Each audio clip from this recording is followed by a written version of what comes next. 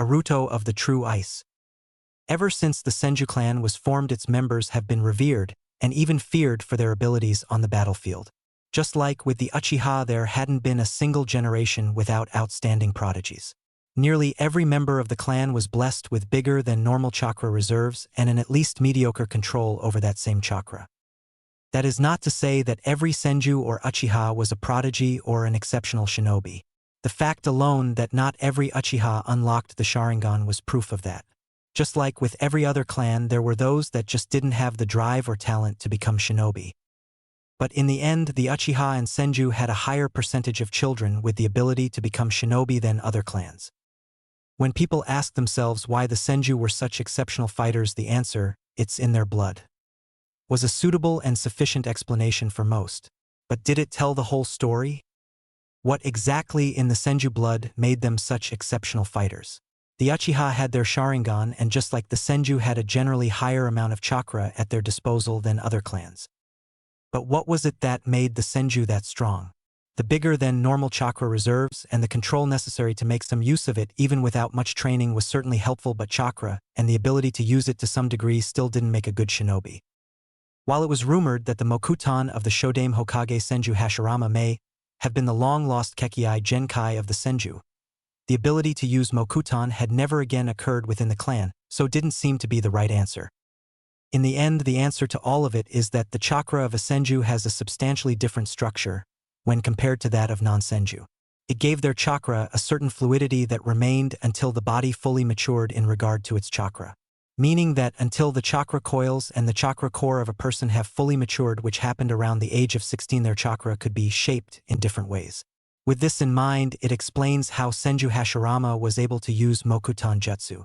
He just used his natural affinities for Doton and Suiton and combined them, possibly by accident, and created the Mokutan that he became famous for. His brother Tobarama, on the other hand, had only one natural affinity, his being towards Suiton, which allowed him to focus on only this element, hence making him the representation of the level that many Suiton users want to achieve even now, years after his death. Senju Tsunade, the officially last Senju today, has used this kekkei genkai in a different way than her ancestors, though she probably did so not knowing of its true effects. She focused much of her time while training on the aspects of Iryo Ninjutsu, which would explain her famous skills in healing. While the Shodame Hokage was able to heal Oswell. After researching this to the best of my abilities, I have concluded that the healing that he was famous for was only self-healing, which may have come with the essence of Mokutan being the creation of life to some degree. While he was also a known medic, it is never stated that he was exceptionally skilled at it, at least compared to shinobi that focus primarily on healing.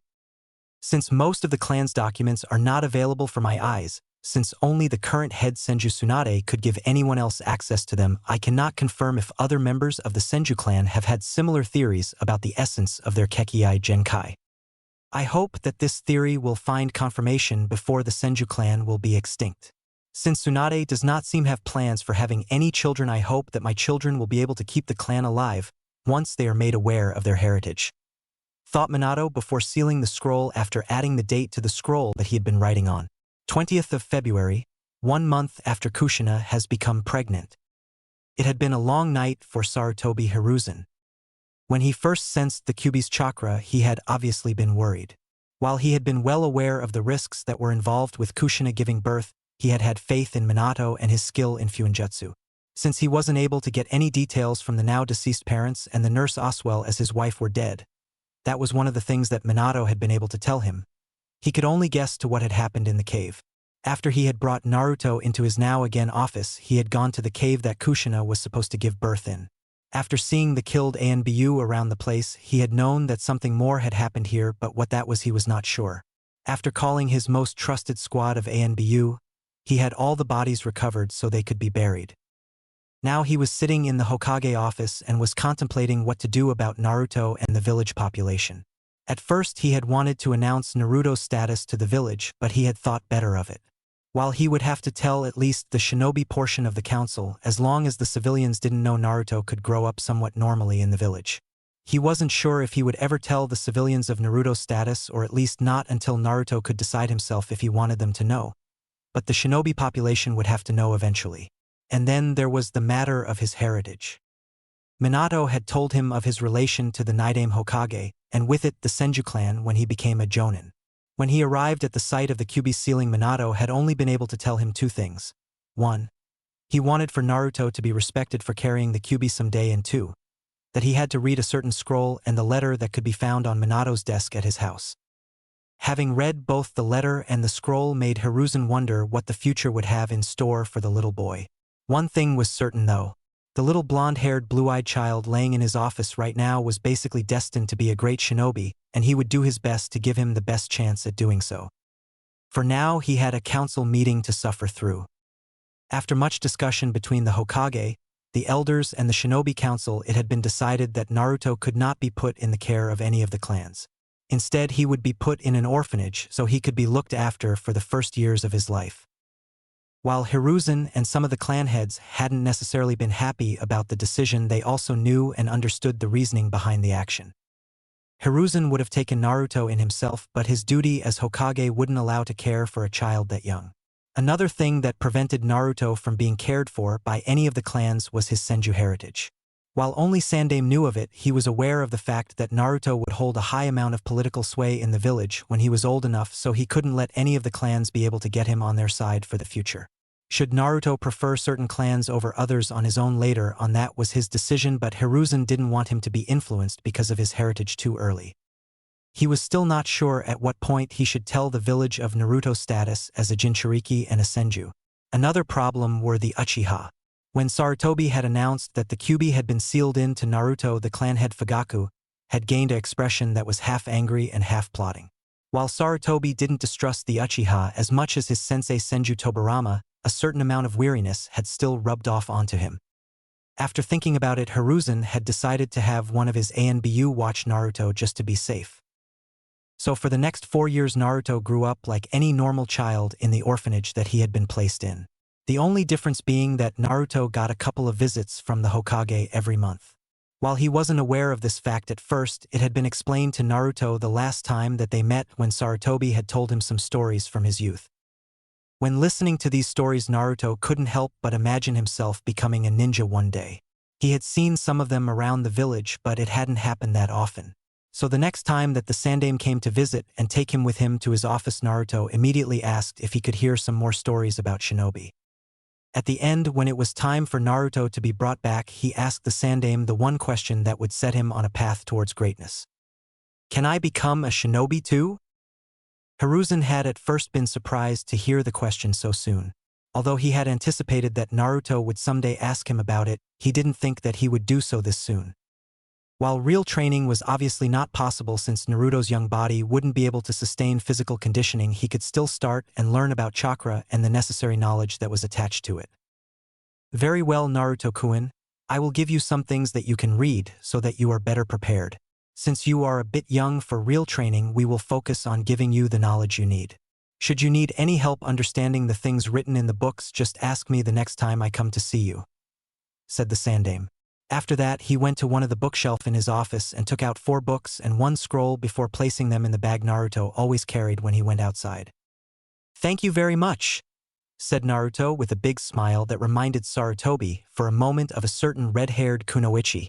The Sandaime was stopped from remembering any more when he felt 2 small arms around him.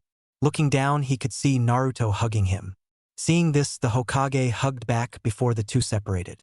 After saying a quick goodbye, Naruto left the Hokage office and the Hokage tower before making his way to one of the usually vacant parks. Since this park was very close to the training grounds for the shinobi, not many civilians used it, and the few shinobi that came here mostly focused on themselves when they were in the park. Naruto liked to come here and just sit in the grass and listen to the leaves rustling in the wind. While Naruto didn't have any problem with the other people in the village, he really enjoyed these quiet moments. It made him just forget the world around him, not having to concern himself with anything. After a minute of just sitting there, Naruto took out one of the books that the Hokage had given him. The title of the book read, "What It Means to Be a Shinobi." After opening the book, Naruto started slowly reading the book. While he was unfamiliar with a few of the words, he could understand most of it since the book was written with the intention of explaining the basics of shinobi life to children. It had been one of the books that the Sandaime had read when he was taught to be a shinobi. Naruto was so engrossed in his reading that he didn't even notice the sun starting to set. When he finally looked up from his book, he noticed that it was already very late. If he didn't get back to the orphanage soon, the matron would be displeased with him, and he didn't want to have that happen. After storing the book back in his bag, Naruto started heading for the orphanage. While passing close to one of the training grounds, Naruto could hear the sound of a person panting loudly. Moving closer to the sound, Naruto tried to get a good look at the source of the sound by standing behind the tree in a position that allowed him to see the person but still be well hidden. Standing in the training ground was a boy not much older than Naruto himself. He couldn't be older than 5 and had long dark brown hair that was bound in a low ponytail. He was wearing brown training clothes and blue sandals that Naruto had seen some of the shinobi wear. The boy was repeatedly flowing through the same movements. It seemed to Naruto that he was training to fight in hand-to-hand combat. After watching for a bit longer, Naruto saw the boy stop his movements and drink a bit of water from a canteen that was standing not too far from him. While the boy was turning, Naruto was able to catch a glimpse of his eyes. They were a pale white. When he had first seen people with pale white eyes in the village, he had thought that the person was blind, but he had seen these people too often for them to all be blind. Naruto did notice that all looked kind of similar to each other though. When he had asked the Hokage about this, the Sandaime had chuckled heartily before explaining to him that it wasn't a special kind of eye color, but the kekkei genkai of the Hyuga clan, the Byakugan. While he hadn't understood everything the Hokage had told him about it, some of the things he had understood sounded really cool. When Naruto stopped his train of thought, he noticed that the boy was gone from the training field. So Naruto made his way to the orphanage as fast as possible. It had been 3 weeks since Naruto had gotten the books from he now read all of them. The scroll that the Hokage had given him was actually a detailed explanation to meditation.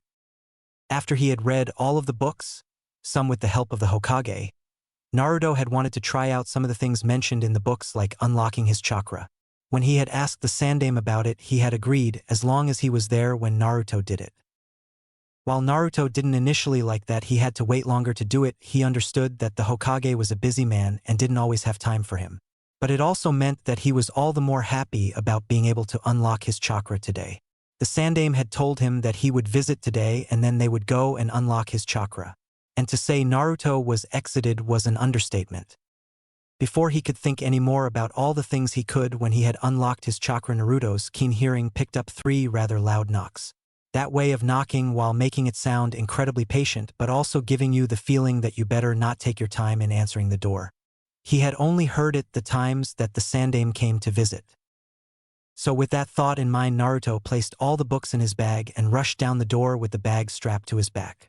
When he got to the entrance, he saw the matron opening the door and greeting the Hokage. After Naruto had arrived downstairs and greeted the Hokage himself, the two of them were on their way to one of the more secluded training grounds in the village. When they arrived, the Hokage told Naruto to sit down in the middle of the field in a meditative position. When Naruto had sat down and the Sandaime had made 1 or 2 corrections to his form, the Hokage began instructing him on how to unlock his chakra. Now, Naruto-kun, I want you to turn your focus inwards and ignore the outside. If you search, you should be able to find a certain feeling in your stomach area that seems to be locked away.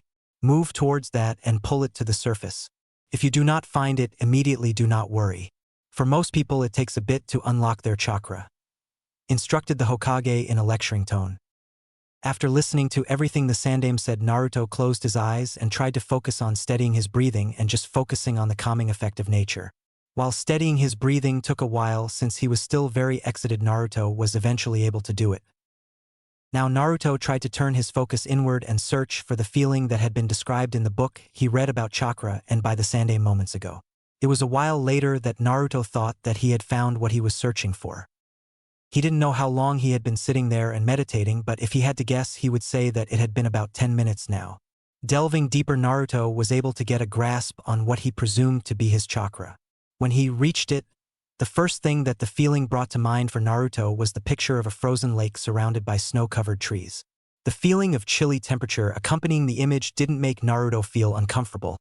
Instead, it had a calming and comforting feel to it. Shortly after this, Naruto let his own chakra envelop him to finally unlock it.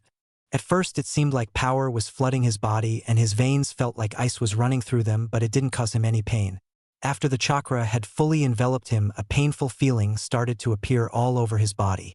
Before Naruto could stop the meditation and interrupt whatever was happening, the pain ended and he fell unconscious. When Naruto opened his eyes, the first thing that he noticed was a white ceiling and a distinct smell of disinfectant assaulting his nose. After adjusting to the unnatural lighting in the room, Naruto slowly sat up in his bed and looked around. He seemed to be the only one in the hospital room, so Naruto decided to wait for somebody to come and see him. About 10 minutes of waiting later, the door to Naruto's room opened and the Sandaime stepped into the room. After he closed the door behind him, he walked towards Naruto's bedside and sat down in one of the chairs next to the bed. "How are you, my boy? And what happened while you were meditating?" asked the Sandaime. "I'm feeling okay right now, Sarutobi-Ajisen, and I really don't know what happened. When I was searching for my chakra, I thought I had found it and reached out for it. When I was touching it, I guess, I felt like I was on a frozen lake surrounded by snow-covered trees. It was cold but not uncomfortable, it actually felt calming. Then it felt like ice was running through my veins, but it wasn't painful. After that, my whole body started to hurt before I passed out. What happened while I did that?" said Naruto before asking the question that he would really like to have answered. He didn't think that this was in any way a normal process, but something had to have caused the pain, and maybe it had been visible from the outside. "Well, at first nothing happened for about 10 minutes before I could see your chakra when you unlocked it. At first it was just a visible outline around your body. Later, it looked like a vortex of chakra coalescing around your body. Shortly after that, the vortex dispersed, which was accompanied by a slight shockwave, and your body was once again visible, but you were already unconscious. Everything seemed fine, but there were some changes," answered the Hokage before trailing off at the end. "What is it? What changed?" asked Naruto, slightly worried that something bad had happened to him. Instead of answering, the Sandaime held up a mirror that had been lying on the bedside table unbeknownst to Naruto. When Naruto looked into the mirror, he was at first confused before he realized that it was him that was looking back at him. What happened to me?" asked Naruto while still looking into the mirror. The reason for this was that Naruto's looks had undergone a slight change. Instead of his normally tan complexion, his skin was noticeably paler, but not to a high degree, and that wasn't really Naruto's problem. However, his normally sun-kissed blonde hair was now replaced by a snow-white shock of hair. It still had a certain spikiness to it, but it didn't seem as noticeable with the change in color accompanying it. His eyes had also changed a bit.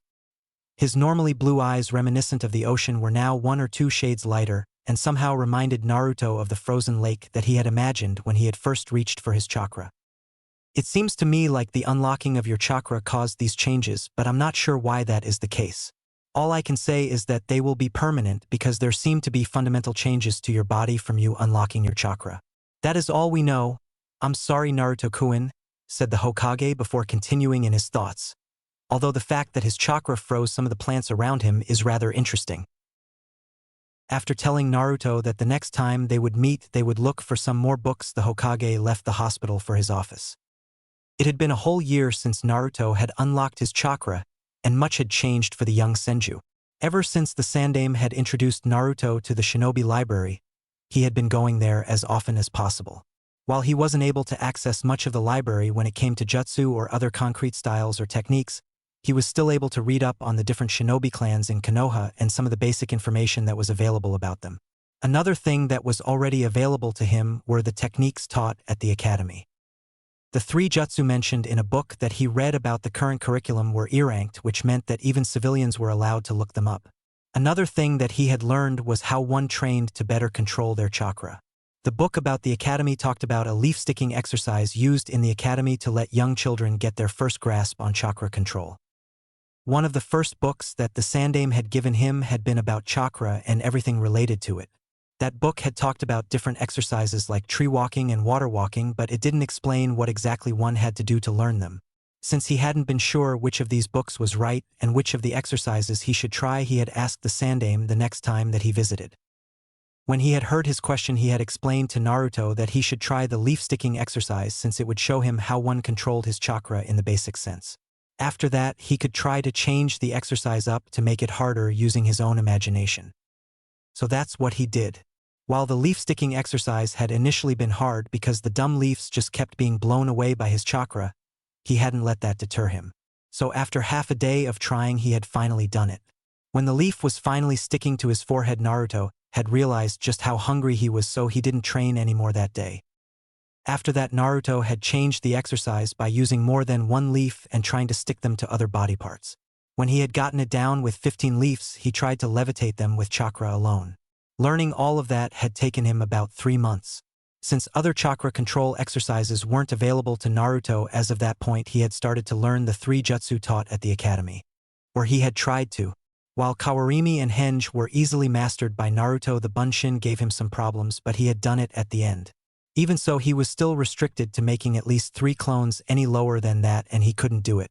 When he had finally given up on doing it and asked the Hokage for advice, he had been told that the Bunshin took virtually no chakra. So since his chakra reserves were quite high, at least low Chunin level, but he didn't know that. For his age, and he didn't have the necessary control, it wouldn't be possible for him to do it for now. So Naruto left it at that and focused on other things than the dumb Bunshin. For example, Taijutsu. While he only had access to the academy style of Taijutsu, he was still able to train his strength, endurance, and speed separately, so that's what he did. While training Taijutsu one day, he had also been made aware of his current watcher. Flashback. At the moment, we can see Naruto in one of the secluded training grounds in the village practicing his Taijutsu. He wasn't really sure if his movements were correct since he only had the scroll from the library to go off, but he didn't let that stop him. Right now, Naruto was going through the forms once again to commit them to memory. When he finished his last form, he was surprised to hear somebody behind him talk. Usually his sense of sound and smell were enough to detect anybody close to him. "You have to use that style differently," said an emotionless voice from behind him. When Naruto whirled around, he saw a boy, judging by the body structure, with his face hidden behind a porcelain mask. Naruto immediately realized what kind of mask this was. It was the kind that Konoha ANBU used. While Naruto had never seen one in person, he had read about the ANBU forces in the library and had been immediately intrigued. They handled all those missions no normal team of jonins can accomplish safely. ANBU had to undergo special training before being allowed on higher-level missions. To be accepted into the force itself wasn't hard. Basically every shinobi of Chunin rank or higher could join. If you finished the complete training program, though, you were a real part of ANBU. The person Naruto was looking at couldn't be much older than 10. When he looked at the person again, Naruto realized that the ANBU agent had said something. "Huh, what do you mean?" asked Naruto. While he only learned this taijutsu style from the scroll, he was fairly sure that he was doing this right. The problem was that taijutsu was normally taught from teacher to student. Because of this reason, you just can't see if your own stance is right. What I mean is that the style you are using is an offensive style. You, however, are more defensive in your taijutsu movements. That means you either adjust to the style or search for a new one. The style taught at the academy is only supposed to be a foundation anyways, said the ANBU. "So I should be more aggressive in my motions when using this style?" asked Naruto after listening to what the ANBU had said. "Yes. If you shift your weight and then lean your torso differently, it's easier to start of a fight with that style. It focuses on continuously attacking right from the start. For that, you need to able to take the reins in a fight. An explosive opening can help with that," explained the ANBU agent before the stance that Naruto had used before. For the next hour, Naruto listened as the agent showed his stance and then showed him how to adjust it for that style. While doing so, he explained why those changes were important for the effectiveness of the style. After that, the next hour was spent getting Naruto to memorize the right stances. When they finally finished with the last kata, the ANBU agent once again spoke up. "You did well, Naruto-kun. You should rest for now and go eat something. I will see you some other time." After that, the ANBU agent took a step away from Naruto and Shunshinet away. Flashback end. Ever since then, Naruto had met the same ANBU agent once a week during training. Sometimes he would correct Naruto or just answer some questions he had. Naruto wasn't sure why an ANBU was helping him, but he wasn't complaining. Right now, Naruto was sitting in his room in the orphanage.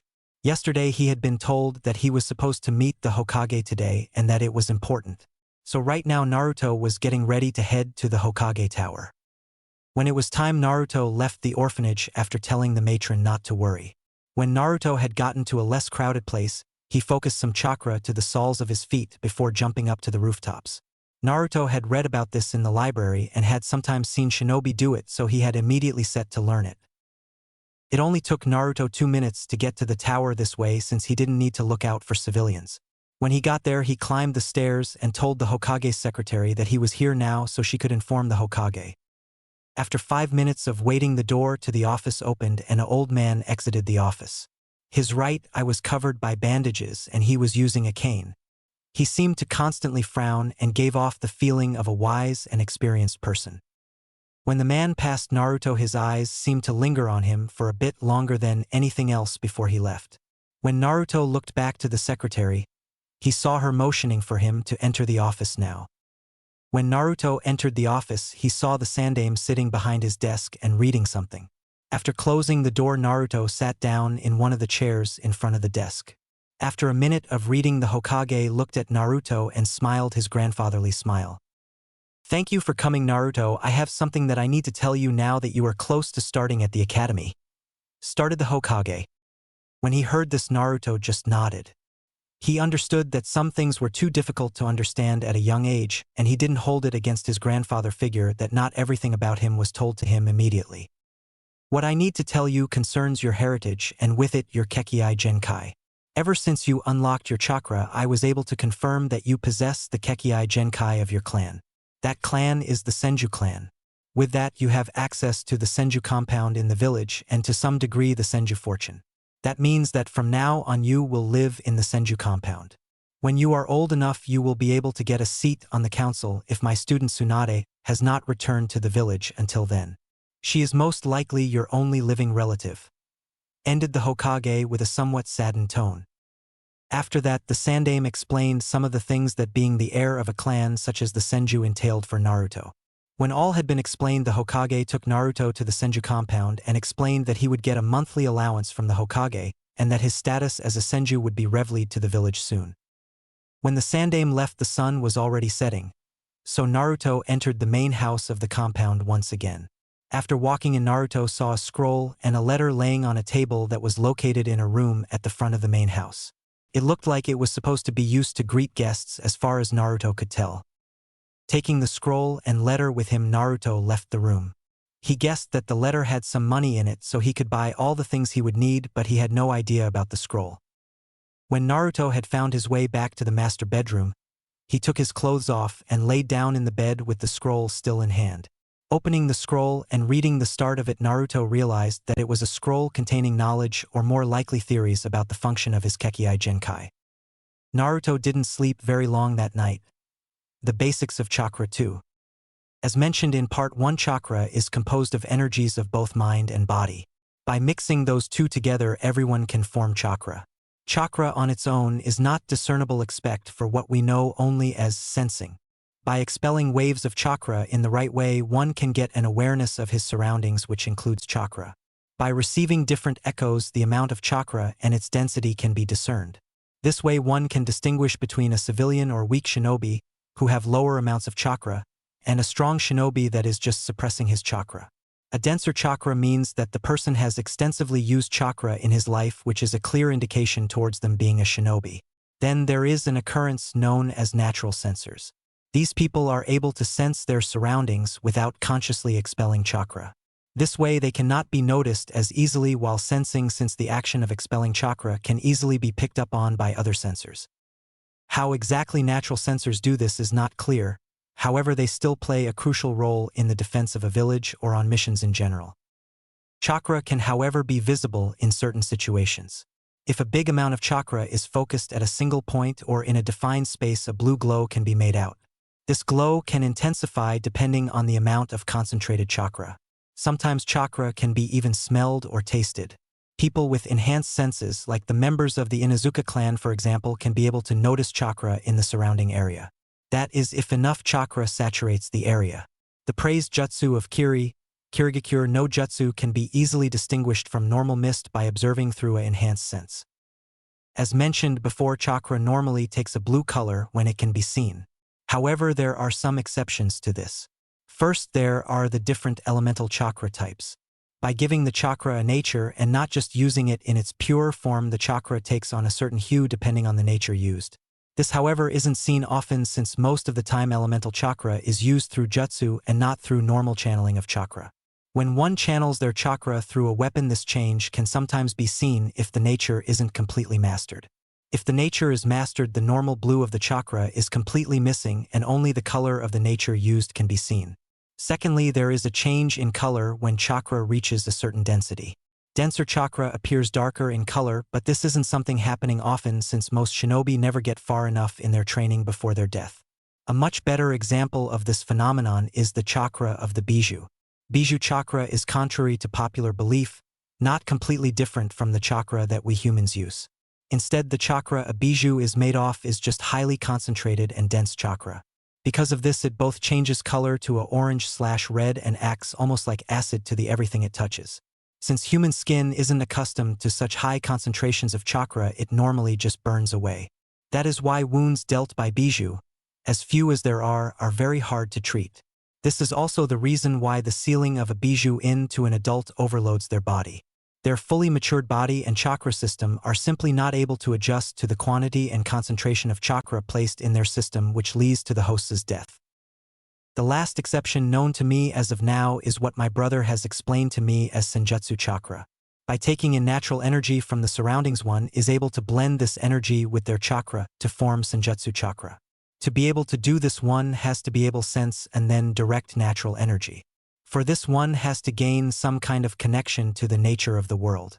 I believe my brother did so through his mokutan, though he was very secretive on the specifics. I could imagine that the different summoning animals also represent such a connection. The senjutsu chakra that is used to engage something called sage mode. In this state, many of the body's attributes are greatly improved, just likely all jutsu used by the user.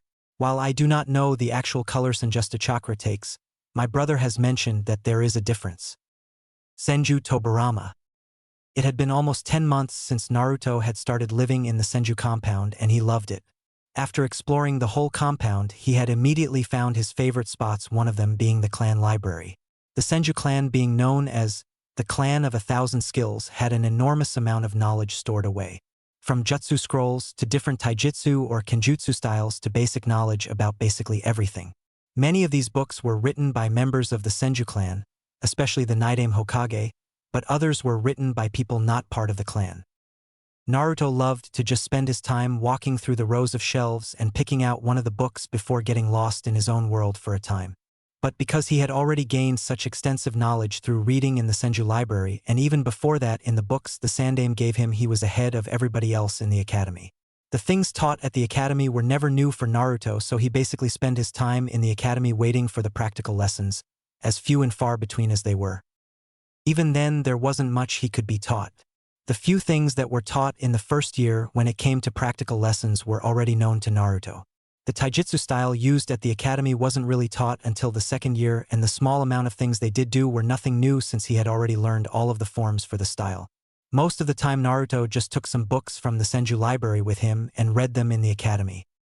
While the tutors didn't like that, he wasn't paying much attention at the start. That soon stopped when he aced every test they did. It got so far that the answers Naruto wrote down sometimes included knowledge that was not taught at the academy at all or was only taught in the later years. When Naruto wasn't in the academy, he spent most of his time either training or reading. One of the first things he had looked for in the library had been the Senju taijutsu style. While the academy style was a good basis, it was a mainly aggressive style which didn't suit Naruto very well. The Senju style, much like the interceptor style of the Uchiha, was a style that was used more defensively. So when Naruto had found the scroll, he had immediately set to learn it. Two things that hadn't changed were his meetings with the Sandaime and the help he got while training with the ANBU agent that was assigned to guard him. Even though he still didn't know who the ANBU agent was, he didn't let that stop him. ANBU agents wore the masks for exactly that purpose anyway. Naruto had also started on learning some jutsu. He already knew the 3 jutsu taught at academy and could use all of them. The only problem was that his bunshins always dispelled very fast. He had tried minimizing the chakra he put into the jutsu, but he just couldn't get it that low, at least with his level of chakra control. So he had searched for other methods of increasing his control. The books about the basics of chakra included the more advanced forms of chakra control like tree climbing and water walking. While he had gotten tree climbing after a few tries, he was still working on water walking. But while looking through the library one day, he had also found a scroll. The scroll was a jutsu scroll for the Kage Bunshin no Jutsu, a technique developed by the Naidame Hokage. The description of the technique stated that it cost much more chakra than the normal bunshin, but because of this had to be used cautiously since it could kill the user if their chakra levels were too low. When he had asked the ANBU agent the next time he met him if he could safely attempt using the technique, he had gotten permission, but with the added warning to not try to create more than one clone for now. Even so, he had done it. The Kage Bunshin no Jutsu, not needing much control if one had the necessary chakra to use it, wasn't as hard to learn as Naruto had thought. Since the scroll that he had learned the Kage Bunshin no Jutsu from was written by the Naidame Hokage himself, all specifics of the technique were listed as well. This included the memory transfer upon a clone dispelling. While Naruto had tried to use it for reading once, it had been a pretty bad idea. He had made his clone read a book from the library while reading another one himself. When the clone had dispelled, a head-splitting headache had ensued. The sensation of memories literally being stuffed into your brain was strange and very painful. Even though the pain had subsided relatively fast after that, it had still made Naruto cautious of using the technique in such a way, at least for now. Another thing that Naruto had noticed was that his henge seemed different than the normal one. When Naruto used the jutsu the same way everybody else did, he actually transformed. Why exactly this was the case he didn't know, but it was still pretty cool. The ability to transform into different animals did have its appeal and could be very useful on missions. Right now Naruto was in the academy. They had just finished a lecture on history, and all the students were currently outside warming up for the coming taijutsu spars.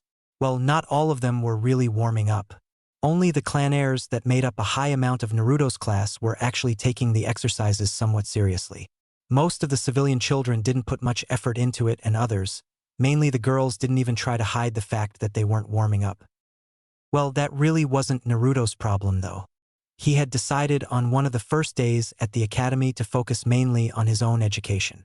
He would gladly answer any questions others had, but he wouldn't go out of his way to get all of the students ready. They either tried hard enough to become ninja or they didn't. After about 10 minutes, the instructors walked towards the field that would be used for the sparring. It wasn't anything special actually, just a patch of dirt with a circle to mark the sparring zone. The first pairs were all made up of civilian children. Even though if they actually joined the shinobi force, the difference between clan or civilian children wouldn't really matter anymore, it was a fact that those children from clans were generally better since they were trained from their clans at a young age already. And so the fights went. Generally males were pitted against males and females against females. Naruto really hoped that this would change in the later years of the academy, since females only fighting against females in the academy didn't help them when they were pitted against a male in a real fight. Most of the time, the stronger build of a male made them fight differently than females, and they should learn how to deal with both genders as enemies in the academy. While there hadn't been many taijutsu classes, especially with them sparring amongst each other, it was still relatively clear to the students and instructor where everyone was at in the terms of taijutsu. But it wasn't completely obvious who was actually the best. The ones that came to mind were Inuzuka Kiba, Aburame Shino, Uchiha Sasuke, and Senju Naruto. Since the girls were relatively even in taijutsu, it wasn't as much of a contest. Naruto had thought that Hyuga Hinata would immediately win every taijutsu spar, but the girl seemed to be unlike every other Hyuga. She was incredibly shy and meek and hesitated before every strike. That meant that if she won at all, the matches took incredibly long, and the other times she was pitted against one of the better girls and simply lost. When Naruto had noticed this, he had been pretty disappointed. He could still remember the time when he had seen another Hyuga maybe a year older than him training in taijutsu, and he had seemed infinitely stronger when compared to Hinata. So when all the other spars had been finished, with the last one ending with Nara Shikamaru forfeiting as soon as he was allowed to, that guy is really way too lazy. Shino and Kiba were called to spar next. Inuzuka-san is pretty good since his clan is focused primarily on taijutsu. And then their style has a somewhat feral unpredictability to it, which makes it a pain to deal with. But Aburame-san isn't half bad either, though I always have the feeling that he is consciously holding back all the time, thought Naruto. The fight, while rather impressive for first-year academy students, wasn't really anything special in the grand scheme of things. Though Naruto had the feeling that Shino could have won if he had wanted to. It had seemed like he had slowed down at the end so Kiba would win. Maybe Shino just took the idea of deception to heart and didn't want to expose all of his abilities. And now for the last fight, Uchiha Sasuke versus Senju Naruto. one of the instructors announced. When Naruto heard the announcement, he made his way to one side of the circle. Sasuke was already waiting on the other side since he had been standing closer to the area than Naruto, who had been leaning against a tree and observing the spars. When both of them had assumed their position in the circle, one of the two instructors stepped between them and told them to make the seal of confrontation. It was basically a half-ram seal that everybody was supposed to do before starting a spar. When they had both given the sign, the instructor raised his arm before swinging it down with a cry of Hajime and jumping out of the circle. As soon as the signal to start the fight was given, Naruto jumped back to create some distance so he would be able to assume the correct stance. He had watched Sasuke's spars so far, and he went for a direct aggressive maneuver all of the time. While Naruto didn't know why he did it, since the interceptor style was supposed to be defensive, he really couldn't care less. If his opponent wanted to use his style the wrong way, who was he to deny them? Just as predicted, Sasuke immediately jumped forward while throwing a right hook. Since there was no resistance because he hit only air, Sasuke overstepped slightly and left himself wide open. Capitalizing on this, Naruto countered with a kick to the side, which knocked Sasuke a good 2 feet to the side. If the kick had been chakra-enhanced, Sasuke would have flown away much farther, but Naruto still wasn't that good enhancing his muscles with chakra. Since this was only a spar, Naruto didn't exploit Sasuke's vulnerable state and simply assumed his stance at point in the circle farthest away from Sasuke's position. Sasuke got up as fast as he could while looking clearly surprised. In his last spars, nobody had taken the defensive from the get-go, and because of this, his very reckless forward dive had always worked. As soon as Sasuke was on his feet, Naruto was on guard. And it did him well, since not a second later Sasuke was once again taking the initiative. This time he attacked with a spinning kick while mid-air. Seeing this, Naruto ducked under the kick and waited for Sasuke to lose some height before executing a roundhouse kick to Sasuke's back, nearly throwing the Uchiha out of the circle had he not stopped himself by using his feet to stop his momentum in the last moment. Once again, Naruto didn't follow up on this and simply assumed his stance again, while looking at Sasuke completely calm. Looking behind him, Sasuke saw that his opponent had once again disregarded exploiting the situation and had instead once again assumed his stance, all the while looking completely calm and composed, like he wasn't the least bit concerned. It was infuriating for Sasuke. He was an Uchiha, one of the elite. Even though his enemy was a Senju, that clan was basically extinct, so they surely couldn't measure up to the Uchiha. How dare he mock me like that? It should not be like this. Though Sasuke, while getting all the more angry that Naruto still had not made a move. After Sasuke sat there for a while, he seemed to have decided to continue the fight, turning around and rushing at Naruto in full sprint to surprise him. Seeing this, Naruto lowered his center so to better withstand the impact of what he was about to do. Instead of again starting with a kick, Sasuke decided to once again use a punch as an opening, throwing a punch with his left as a diversion and starting the real punch with his right shortly after. Sasuke was sure that he would still win. That thought got blown out of the window when Naruto didn't, as assumed by Sasuke, once again dodge, but instead caught his left hand with both hands before pulling him towards himself and landing a knee into Sasuke's gut before throwing the Uchiha with a grunt of exertion out of the circle. Unbeknownst to everyone but Naruto, Sasuke's actual punch, executed with his right hand, had hit and had almost thrown Naruto off had he not anticipated a heavy impact that hadn't happened from Sasuke's momentum but instead through his punch. When Naruto had read about this move, he had thought that he would need to be more careful since he was actually stopping his opponent's momentum with just his strength and stance, but this time it had still assisted him since the force of the punch hadn't stopped Naruto from going through with the throw. I definitely have to work on spotting feints, thought Naruto while walking towards Sasuke. The other students were greatly impressed and surprised, especially those that had already fought against Sasuke. Naruto had not been hit once and simply retaliated when there was no way for Sasuke to stop him. The instructors were also very impressed, though it had been rather clear to them that either of the two would take the first spot in class concerning taijutsu. They hadn't thought that the difference in skill concerning taijutsu would be this great. Sasuke, just now realizing that he had lost, looked up to see Naruto walking towards him.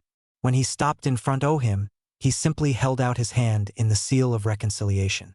Sasuke's already damaged pride after being defeated in such a way couldn't take it anymore. Naruto hadn't expected this kind of reaction out of the Uchiha. He knew the Uchiha, just like the Hyuga, were a proud bunch, but to let that rule you in such a way didn't seem normal. A small growling sound was heard from Sasuke while he glared at Naruto. Then he simply slapped Naruto's hand away and left the field. While Naruto really didn't care if the Uchiha liked him or not, he didn't think that was so bad to lose a simple spar like this. Sure, it had been rather easy, but what did that matter? It was the first year in the academy and they were still learning, so it really shouldn't be that much of a deal, right? When Sasuke had left the field, the instructors announced that they would review the spars tomorrow and that they all could go now. Naruto didn't immediately head towards the Senju compound, since he wanted to read something in the normal library. Some of the more recent events weren't part of the Senju library since no one had really been expanding the library after most of the clan had died and the last remaining Senju had left. When Sasuke left the academy, he hadn't been able to get the picture out of his head. The Senju mocking him by instigating that they were somehow equals. He, a descendant of the main family of the Uchiha clan and some random Senju? Never. He would show him. He'd get what he deserved for humiliating an Uchiha like this. Shortly after making up his mind on how to teach Naruto a lesson, Sasuke arrived home where he was greeted by his father. "What happened at the academy today?" came the indifferent voice of his father, who didn't even look up from his work when Sasuke entered the room. Sasuke had to slightly grit his teeth before answering. His father never acknowledged him like he did Itachi, and his brother wouldn't help him train in nin or taijutsu because he was too young. "We had taijutsu spars today too, San." Fugaku merely grunted to signal that he had heard. "Did anything of note happen?" was the next question, said in the same kind of voice as the last one. "I was beaten in a spar," Sasuke forced out. He had always strived to be acknowledged by his father. How could he do that if some academy student beat him so handily? Instead of replying immediately, Fugaku simply looked up and watched Sasuke for a moment, seemingly weighing his worth. After moments of tense silence, he spoke up. "Who was it that beat you?" "Senju Naruto Tusan," Sasuke bit out. Admitting to being defeated in front of his father almost physically pained Sasuke, but he couldn't lie to him either. Once again, Fugaku didn't reply in words immediately. Releasing a sigh, Fugaku looked back at his work before waving his hand to signal that Sasuke could leave. When Sasuke was closing the shuji doors after exiting the room, he could hear his father mumble something. "Why couldn't you be more like Itachi?"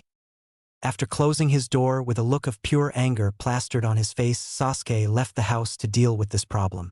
The Senju wouldn't get away with this. Naruto had been looking through the library's records on the Kyuubi attack for a while now. Most were very vague and only spoke of the heroic sacrifice of the Yondaime Hokage, the so-called strongest Hokage. Naruto didn't particularly care for those since most of them exaggerated to a high degree and didn't contain much useful information. One thing mentioned in every record of the event was that the Kyuubi was supposedly killed by the Yondaime Hokage through some secret jutsu. That was what actually held Naruto's attention the most. The only records containing information about the Bijou were either from the Shodaime or Nidaime Hokage themselves, but only dealt with the capture of the creatures by the Shodaime and the ensuing distribution of the Bijou between the villages. He couldn't be sure if there were more records since he had obviously not read through the whole Senju library, but the few that he had found spoke of the Bijou in a very vague manner. As much information as he was still missing, he had still come to the conclusion that killing a Bijou should be impossible. They were literally chakra. You can't kill chakra, only seal it. So there should actually be a Jinchuriki of the Kyuubi in the village, but he had found no record of one. Maybe the Yondaime really had done it then? But that just couldn't be the case. Even the most advanced of jutsu were still bound to some fundamental rules concerning chakra. So what had really happened? While thinking about this, Naruto realized that it was getting late and that he should be on his way home soon. Putting back all of the books he had studied, Naruto left the library. "So should we just rough him up a bit, or maybe scare him using genjutsu?" asked one of the two Uchiha waiting for Naruto in one of the alleys not far from the library. It hadn't been hard for them to locate the Senju once it had been confirmed that he was not at the Senju compound. "Let's just use genjutsu. If we hurt him physically, it is way easier to trace back since he could identify us," answered his fellow Uchiha. The both of them were Chunin-level Uchiha and part of the police force. Since the Senju boy was only a first year in the academy, it would be easy for them to make an impression and leave without him being able to follow their movements or counteract them in any way, even if he was a prodigy. Moments later, Naruto entered the alley that the two Uchiha were waiting in. The both of them were hiding, and since Naruto wasn't on guard or suspecting anything, he stood no chance to notice or evade the attack from behind. Two arms appeared around him from behind and held his face to the front with enough strength that he couldn't move his head or look at the one attacking him. A second later, a second figure appeared before him, leaned down to eye level and looked into his eye. Naruto wasn't ready for the eyes of his attacker to suddenly turn red with two spinning tomo in them. Before Naruto could even open his mouth to signal somebody that he needed help, his vision turned black. Itachi was once again on for the Senju heir. He actually rather liked the boy. He was the same age as his own little brother Sasuke and had a very inquisitive mind. Most of the time the boy was either found reading or training, and Itachi had helped him out a few times in his training. He only corrected mistakes and didn't actually teach Naruto things that the boy wasn't already trying to do himself. He only helped him accomplish those. When the boy had started asking him questions, even though always ninja-related ones, Itachi had been somewhat surprised. While the boy wasn't closed off or shy in any way, he was rather quiet by nature, and most of the time he only thanked him for his help. Over the months, Itachi had become somewhat fond of the Senju boy, though he would never admit that in front of Shursui. His friend would hold him to it for years if he knew. Training a young and untrained person in such a way was rather nice, and Itachi felt rather proud when Naruto got the things he was trying to learn very fast through asking the right questions. While Itachi could train his little brother just as well, he just couldn't bring himself to expose his brother to the shinobi world this early. It may sound hypocritical, but knew that Naruto would need all the training he could get since he was basically the last Senju, excluding Tsunade of the Sannin, and didn't have a clan to look after him, unlike Sasuke. When he had seen Sasuke being so soundly beaten by Naruto today, he hadn't been very surprised. While his brother's tactic of using an explosive opening to catch his opponent off guard wasn't fundamentally bad, it would never work against an opponent that was either simply better than him or was already anticipating this. This time both had been the case.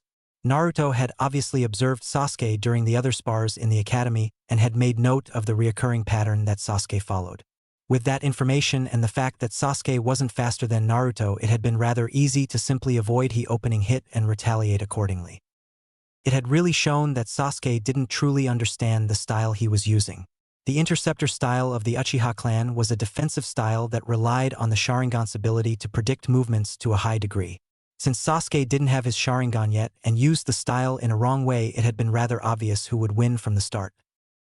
Itachi had also made note of his brother's anger after the spar. While Naruto hadn't seemed to care that Sasuke's pride had been greatly hurt, it was still a matter that had to be addressed at some point.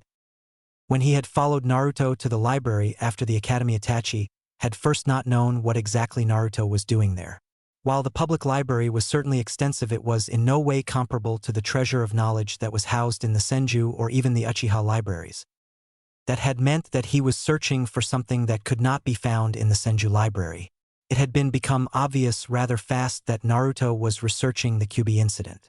Why exactly Itachi didn't know, but he was sure that Naruto would ask him about it when he had any further questions. Right now Itachi was waiting on a rooftop not far from the alley that Naruto had just entered. While he had seen two members of the police force enter the alley not too long ago, he wasn't worried or anything. It was their job to patrol the village and make sure that order was maintained, and it was certainly not suspicious for them to be using a rather dark alley to get to one of the populated parts of Konoha during this hour. While they could simply roof hop through the village, there really wasn't any need to. When Naruto had not exited the alley after 3 minutes, though, Itachi was beginning to become suspicious. Naruto shouldn't need longer than half a minute even if he was walking slowly. He may have been questioned by the two Uchiha, but even then those interrogations were kept rather short, and he shouldn't have taken more than 2 minutes even if he was stopped. Jumping to the roof of one of the houses next to the alley, Itachi saw Naruto being held by one of the two Uchiha while the other one was staring into his face.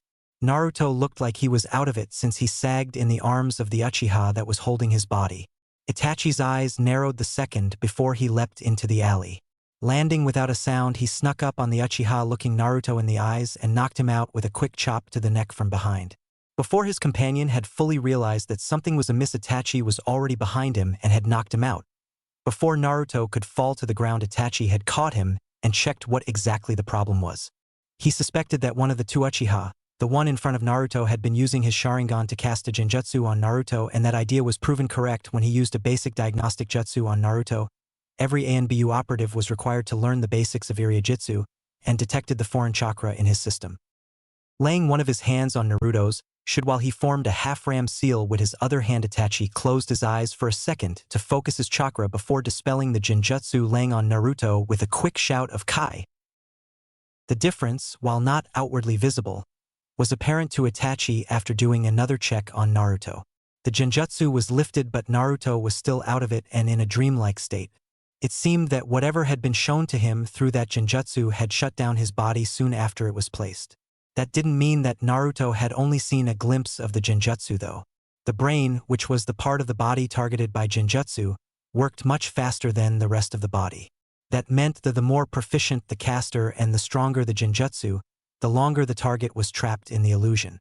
While the Uchiha that had casted the jutsu didn't even have a fully developed Sharingan, that didn't mean that his genjutsu were necessarily weak.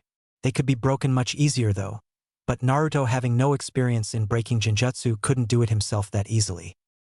After depositing Naruto in his room in the Senju compound via a crow, Shunshin Itachi once again appeared in the alley to deal with his two clansmen. Immediately after opening his eyes, Naruto shot up from his laying position. Looking everywhere around him with panic visible in his eyes, Naruto only slightly relaxed when he realized that he was in his room in the Senju compound. Calming his erratic heartbeat slightly, Naruto lay down again to try and remember what had happened. Shortly after entering the alley, two arms had held him from behind before those eyes had appeared before him. Those damn red eyes with the black tomo. He knew what they were, obviously. The Sharingan of the Uchiha clan. He had read all about it in the Senju library. Why had they done it though? Weren't they of the same village? They should be allies, right? Before Naruto's thoughts could go down a dark path, an ANBU agent appeared next to him in a murder of crows. When he got a better look at the ANBU, he realized that it was the same ANBU that been helping him train for many months now. "I see you are up, Naruto," came the somewhat monotone voice. Hearing this, Naruto realized that it had probably been Karasu, Crow, who had brought him here. "Yes, Karasu. But what happened there?" answered Naruto. While it was obvious to Naruto now that a genjutsu had been casted on him, he didn't know why. Why was he attacked by a Konoha ninja, no less? He knew that the Uchiha and Senju had never been friends exactly, but had that really been the reason? Simply his affiliation with a certain clan? "You were ambushed by two members of the Uchiha clan. When I noticed it, I knocked both of them out and released the genjutsu. I then brought you here and dealt with them," answered Itachi in the same monotone voice as before. He had been somewhat ashamed to find out that two of his clansmen had attacked Naruto, and then there was the fact that his brother had been the one to coax them into doing so. While he wouldn't tell the last part to Naruto, it was still saddening to know that Sasuke would so easily seek revenge only because he lost a spar, in the academy no less. "Why? What did I do? Is it really just because I'm a Senju? Is that all the reason they need to attack a fellow citizen of Konoha?" asked Naruto with bits of hate seeping in his voice. The slight growl from the back of his throat didn't help to make Naruto sound more peaceful. Itachi could understand Naruto's anger. To simply attack because of the other's affiliation to a certain clan was petty if nothing else and didn't help in the grand scheme of things. In war, what did it matter what clan you belonged to? Even in peace, were the bonds that formed Konoha really so shallow that they could be overlooked only because one party lost a spar? If that was enough reason to attack a citizen of your own village, then what did it need to make you attack a person not from Konoha? But Itachi also knew that he couldn't let Naruto go down that path of hate. He had to stop him from just hating the Uchiha as a whole because two members were easily swayed. If you could only see the bigger picture and ignored every single individual, your actions could be easily manipulated. With people like Danzo in the village, Itachi couldn't let that happen. "Naruto, I know you are angry at the Uchiha clan, but I want you to understand that not the whole clan is at fault here. You can't take those two as a representation of the whole clan. If you think that way, you only narrow your mind," said Itachi in a lecturing but still monotone tone. When he saw Naruto looking not completely convinced, Itachi made a decision. Taking of his mask, Itachi closed his eyes before opening them to show his fully matured Sharingan. "I'm Uchiha Itachi. I hope you can forgive my clansmen for their foolish actions. The essentials for shinobi, deception, and information. One of the things that every shinobi has to be aware of is that information is probably the most important advantage one can have. Because of this, deceiving the enemy is very important to be successful as a shinobi. If an enemy shinobi cannot make accurate assumptions of the strengths and weaknesses of a single shinobi or a whole village, they will be more likely to reconsider attacking, or they may underestimate the enemy. If no reliable information can be gathered, attacks cannot be sufficiently planned, which lowers the chance of success. Most leaders will shy away from attacking a village whose strengths and weaknesses they do not know for certain. Because of this, shinobi should give away the lowest amount of information that they can at first glance. If it can be immediately determined that your enemy is a genjutsu specialist, you will look for close combat through taijutsu or the usage of weapons. If the enemy is clearly a specialist in taijutsu, you will know to keep your distance and weaken them with ranged attacks. Appear weak where you are strong, slow where you are fast, and uninformed where you have the most knowledge. Talking between enemies should not happen if not necessary. An intelligent shinobi can ask seemingly harmless questions to gain crucial information. This essential concept of the shinobi lifestyle should be applied as often as possible. In the perfect scenario, the shinobi has perfect information on everything for the mission he is assigned. It's best to get as close as possible to this state. The less information is provided or can be gathered, the lower are the chances of survival for the shinobi and for the success of the mission. In this perfect scenario, needless bloodshed can be avoided and the shinobi can simply do his mission. Since this is basically never the case, a shinobi has to be able to deal with new information and with the possibility that information is false. There is nothing more deadly for a shinobi than false information.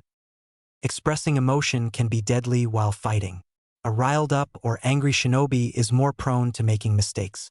When an enemy is able to find out which things make you angry or unfocused, he is much more likely to win, since he can use these things to his advantage. That is not to say that a shinobi should not have emotions. When dealing with clients, especially civilians, it is important to appear like any other person would. It is bad for business if the client is already unnerved by the stare or expressionless face of the shinobi that he is employing or asking to take his mission.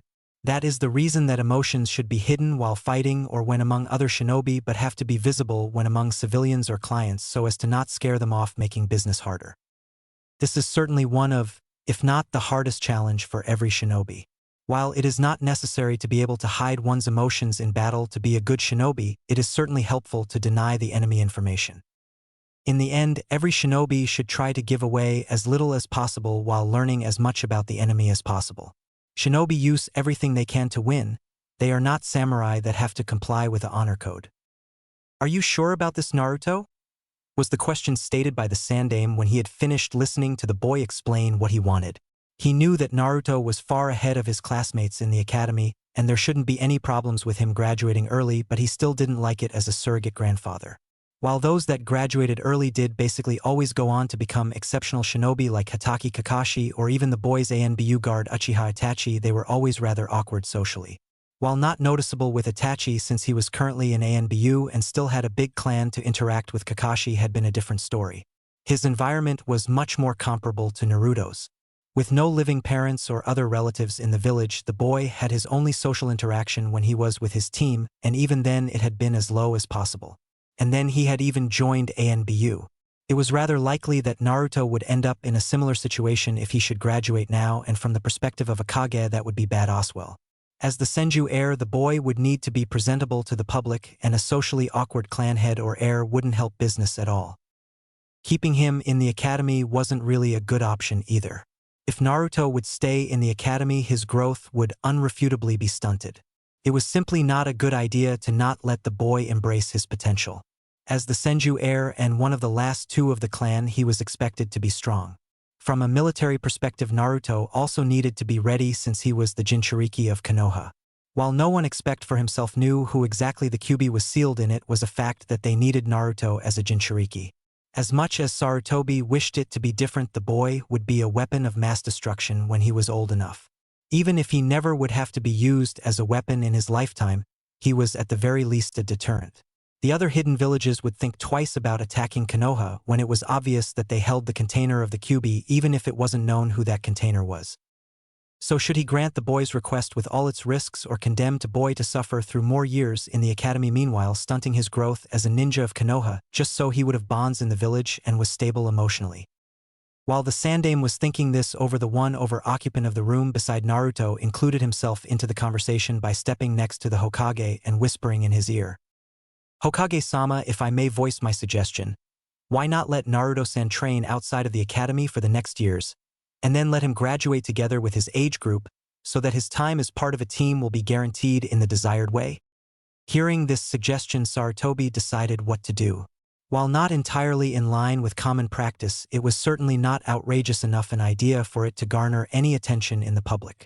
While Konoha was a military dictatorship led by him, he couldn't just openly do what he wanted either.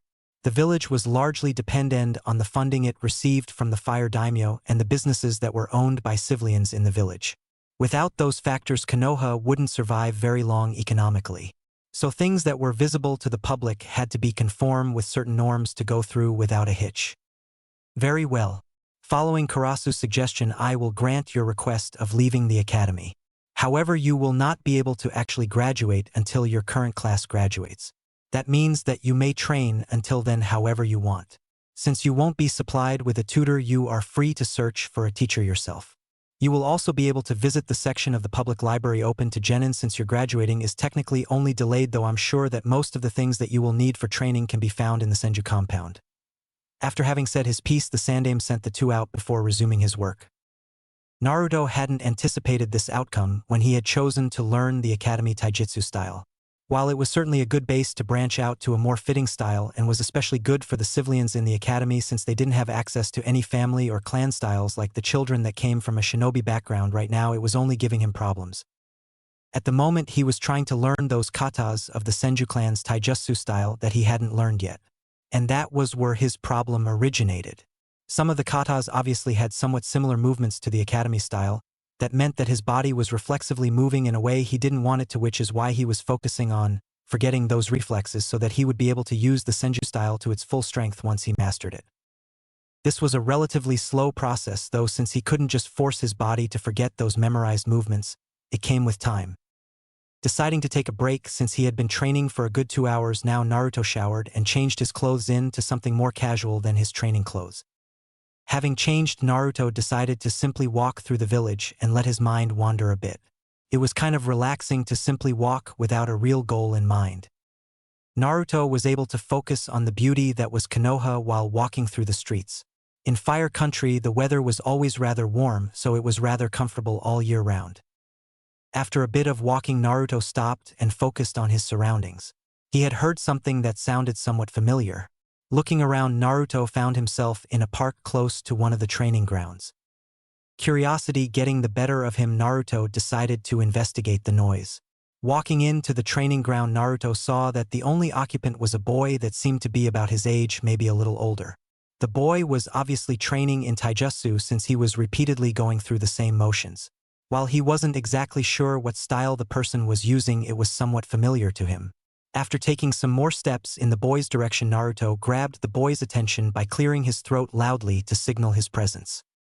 After going through the same motions 2 more times, each time slower than before, the boy took a drink from a can. After gulping down a good amount, the boy ceased his drinking and turned in Naruto's direction. The first thing that became apparent was the boy's heritage. The telltale white pupil of the Hyuga's Byakugan looked back at him when he looked at the boy. Seeing that the boy was also subtly trying to study him, Naruto decided to start a conversation. "Excuse me for interrupting your training, Hyuga-san. I simply heard the sounds of your training and came to see what was going on. I didn't expect to meet someone my age training out here." "It is no problem, Senju-san. Concerning the matter of me training here, I simply wish to practice my taijutsu in the quiet atmosphere of one of the more unused training grounds.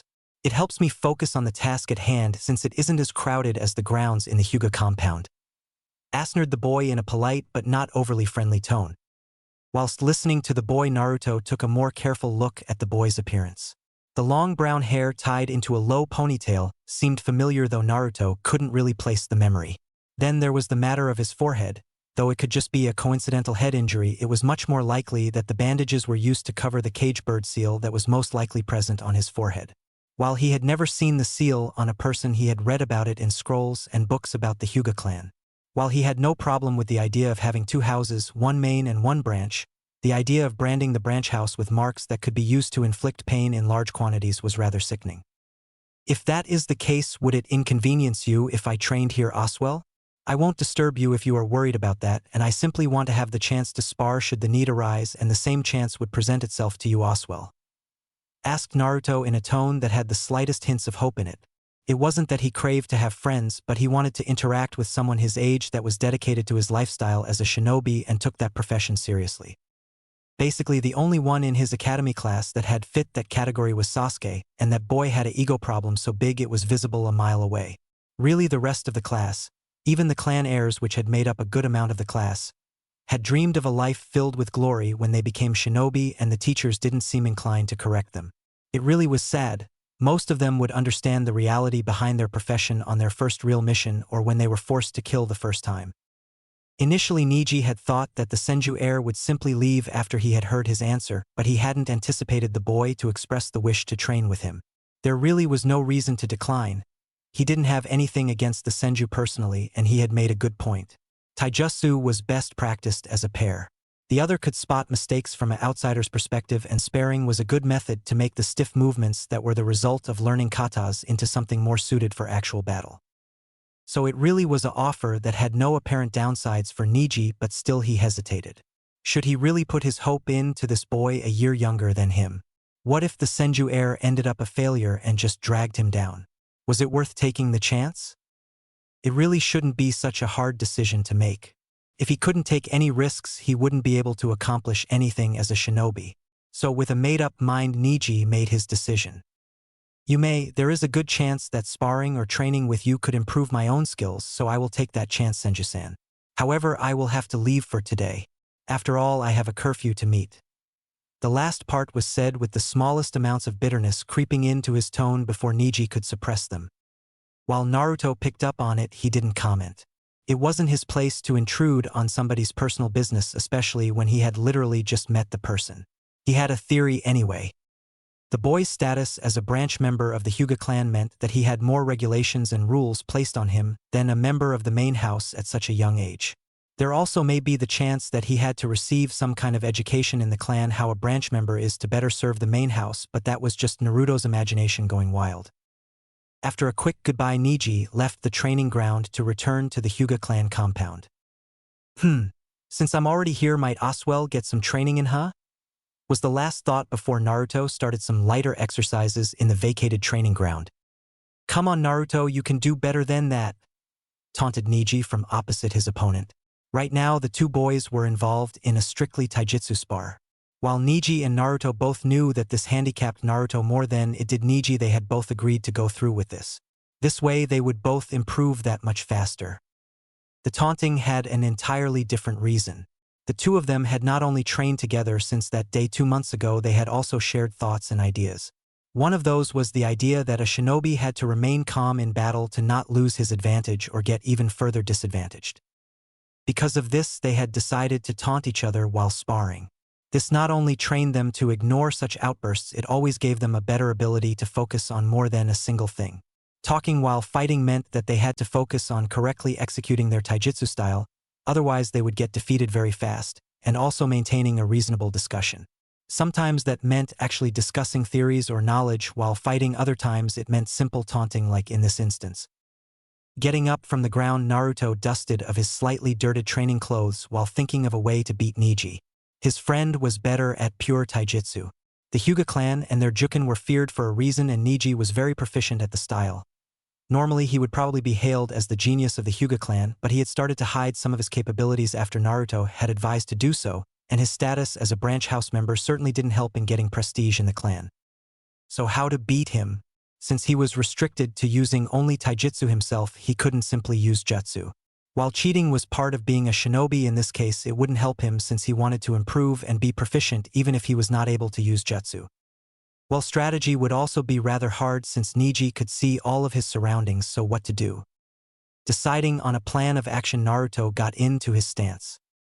For a few seconds, Niji and Naruto simply watched each other, waiting for one to make the first move. Waiting for anything that could give them an advantage. After 10 seconds of waiting, Naruto took the initiative. With a burst of chakra-enhanced speed, he shot towards Niji at a velocity that to a civilians would be simply a blur. To a shinobi, though, it was basically the usual speed used in battle. Since the chakra being present in the body enhanced, the Musukal shinobi could gain more speed, strength and endurance than a civilian that had no access to their chakra could ever hope to. When Niji saw Naruto dashing towards him, he subtly lowered his center of gravity and widened his stance slightly so as to prepare for Naruto's attack. While he was stronger, that didn't mean that he could be careless against Naruto. When Naruto was close to colliding with Niji, he initiated with an open palm strike towards the gut that was immediately swept aside by Niji. Keeping his slightly slowed momentum, Naruto moved with the flow and moved slightly behind Niji to spin around and hit him with a kick to the side. Niji, blocking the kick, was somewhat surprised by the strength behind the attack and was pushed away from Naruto a bit. Stopping his backwards movement, Niji hit side with an open palm. Naruto, losing his balance, had to jump into the air slightly before landing a bit further away. Since he had spent some time in the air though, Niji was able to move towards his position. When Naruto landed, he used a quick backward somersault to gain some distance from Niji. When Niji was about to continue his assault, the both of them noticed that another person had entered the training ground. Immediately getting completely serious, the two assumed stances that gave them the ability to jump into action as fast as possible while looking for the person that had entered the training ground. While it could just be a Konoha shinobi, the person had hidden their presence very well. Even Niji had only noticed them with his Byakugan this late, since he wasn't at a point where he could keep his focus on his adversary while still maintaining long-range observation of his surroundings. Naruto had only noticed the third presence through a mix of his senses of smell and sound. While he hadn't been able to find a reason for his weirdly enhanced senses anywhere, he would use them as much as he could. The intruder had either been careless enough to make a sound while intruding, or he wanted to be noticed. After waiting for a bit, a figure appeared from the tree line. When they spotted the figure, both let their aggressive stances fall. Niji doing so earlier than Naruto, since he had been able to make out the figure even before it left the cover of the trees. A porcelain mask painted with the depiction of a crow sat on the face of the ANBU member entering the grounds. Seeing this, Naruto greeted his friend/mentor in a non-personalized way.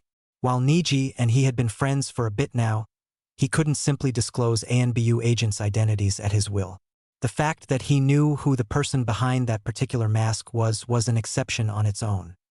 "Can we help you, ANBU-san? Senju-san, Hokage-sama has asked that you appear before him," said the attaché in the monotone voice that was demanded of a member of ANBU while on the job. Hearing this, Naruto nodded once to relay his understanding before he took his leave to make himself presentable. When Niji heard this, he wasn't very surprised. Naruto was the heir to the Senju clan and its only living member currently residing in the village to boot. It wasn't unheard of that the Hokage would have business to discuss with him sometimes. Seeing that the ANBU operative had left when he had successfully relayed his message, Niji decided to train for a bit before heading home. "Why is it that you dislike Hinata-san to this degree though? I mean, from what I've seen, she seems unfit to be a shinobi since she is too nice, but that is really not your reason, is it, Niji?" asked Naruto with an inquisitive tone. This had been something that he had been meaning to ask for a while now. Every time that Niji talked about the main family, and especially his cousin Hinata, he seemed to get extremely angry. While he could understand that the branch house was displeased with their position in the clan, this was a tradition that had been in place for a long time before Niji was born, so it really was no use to get angry over it. It really had to be something between Niji and the main house especially. Otherwise, it didn't make much sense. While he didn't particularly like Hinata or the other members of the main clan, he hadn't interacted with any of them beside Hinata, but he didn't like the concept of the caged bird seal which was applied and used by members of the main house. It seemed to be something that was holding Niji back. "I'll tell you a story and maybe afterwards you will understand," began Niji. He had picked up on Naruto's interest on the subject over the last months. While Naruto respected privacy and greatly valued his right of it, he would carefully intrude on personal business if he couldn't understand, though Niji thought that he would back off if told that it was personal. But maybe it was a good idea to tell him. At the very least, he would get it off his chest and maybe Naruto would have some advice. His friend had the tendency to have helpful comments. "A bit more than 4 years ago. May I ask a few questions?" asked Naruto after listening to his friend explain the origin of his hate. "Why is it that you specifically blame Hinata-san? I get that the incident happened during the celebration of her birthday, but the date that she was born really isn't her fault. So why is your anger focused on her so much? Secondly, do you blame Hayashi-sama for being the head of the clan and the main family? What is it that you want them to do?" What you feel isn't completely baseless hate, but do you have a chance for them in mind to redeem themselves in your eyes? Were the questions put forth by Naruto. After listening to Niji, he could see why his friend was feeling the way he felt, but Naruto believed that he could maybe help Niji to see some of the inconsistencies that led to those feelings. Confronted with these questions, Niji really couldn't come up with reasonable replies. All those that he wanted to use were immediately discarded when Niji noticed that were either baseless accusations or were simply untrue. It seemed like large parts of the hate and anger that he harbored for the main family were much more groundless than he would like to admit. Just when he was about to open his mouth to reply, Naruto interrupted him. I want you to think about those questions, Niji. I'm not telling you to stop hating the main house or to suddenly like Hinata-san or her father, but try to dislike for the right reasons at the very least. After saying this, Naruto bid him farewell before leaving the training ground the two were once again occupying. So have an affinity for 3 different chakra natures, but my Doton affinity is weaker than the other 2? Asked Naruto while focusing on the battered piece of chakra paper that had formerly been between his fingers. The paper was cut into 4 parts while 3 were soggy and looked like they would fall apart. The last part had crumbled to dust. While the implications of this were obvious, Naruto wasn't sure what exactly this meant for him. Yes, while having 3 nature affinities is incredibly rare, it also means that you will have to invest that much more time into each of the elements. Normally, a person has 1 affinity that they then learn to control. However, people with more than 1 affinity need to be able to first distinguish between the different natures before they can learn any of the control exercises necessary to master your element. That means that when you are learning to control your futon affinity, you will have to focus on suppressing or sorting out the others. Explained Itachi. Currently, the 2 of them were training in the Senju compound. While strictly speaking, Itachi was Naruto's guard, and not his teacher. He had grown awfully fond of the Senju heir, as curious as that was for an Uchiha of the stories if the clan's legendary rivalry weren't exaggerated. It had been surprising since Itachi normally clearly pulled a line between work and his private life, but when he was watching over Naruto, that line seemed to be blurrier each day. The boy was one of the few that had the right idea about what it truly meant to be a shinobi. Because of this, Itachi was instructing Naruto a few times a month on different subjects concerning the shinobi life. Stealth, ninjutsu, chakra control, or even genjutsu theory were exempt. While Itachi didn't teach the boy any jutsu, he explained the principles behind many things and helped Naruto refine the things that he had already learned. Maybe it was just the fact that Itachi saw a bit of himself in Naruto. The boy was mature beyond his age and grasped the basics of everything related to shinobi very fast. He hated the term genius, though. People often used it for people like him or Naruto so as to justify being weaker. That wasn't how it worked, though. While lineage certainly played a part, determination and the interest to learn were probably just as important. All this didn't change the fact that people like him, Kakashi Hatake and Naruto, were exceptional. People were lineage, thirst for knowledge and determination came together to form a brand of shinobi that was on another level than most. That is not to say that work was unnecessary, it was just had to applied in a different way. On a battlefield, this didn't really matter, though. The greatest of shinobi would still die from a simple kunai to the heart or from a broken neck. In the end, they were still human. Sometimes Itachi thought that humanity was the only thing standing in the way of peace. He believed that it was in the very nature of humans to be angry, to hate, to be jealous, and to generally invoke violence. The very concept of shinobi was that they were weapons meant to kill, destroy, and rip apart. Shinobi were simply the messengers of misery. But when he thought about this, he also remembered all the good that people did every day. The use of chakra to heal was most likely the single use for a shinobi that held worth in times of peace. It was all so very difficult.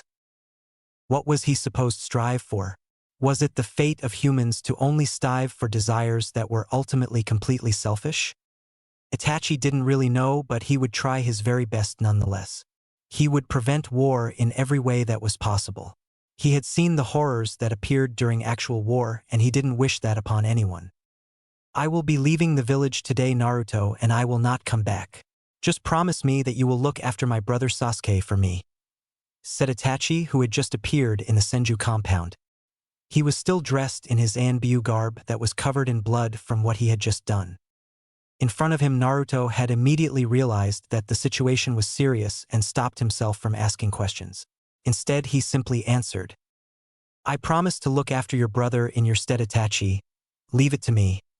And Naruto meant it. Itachi was one of the few people that he treasured, and he would do what Itachi asked of him.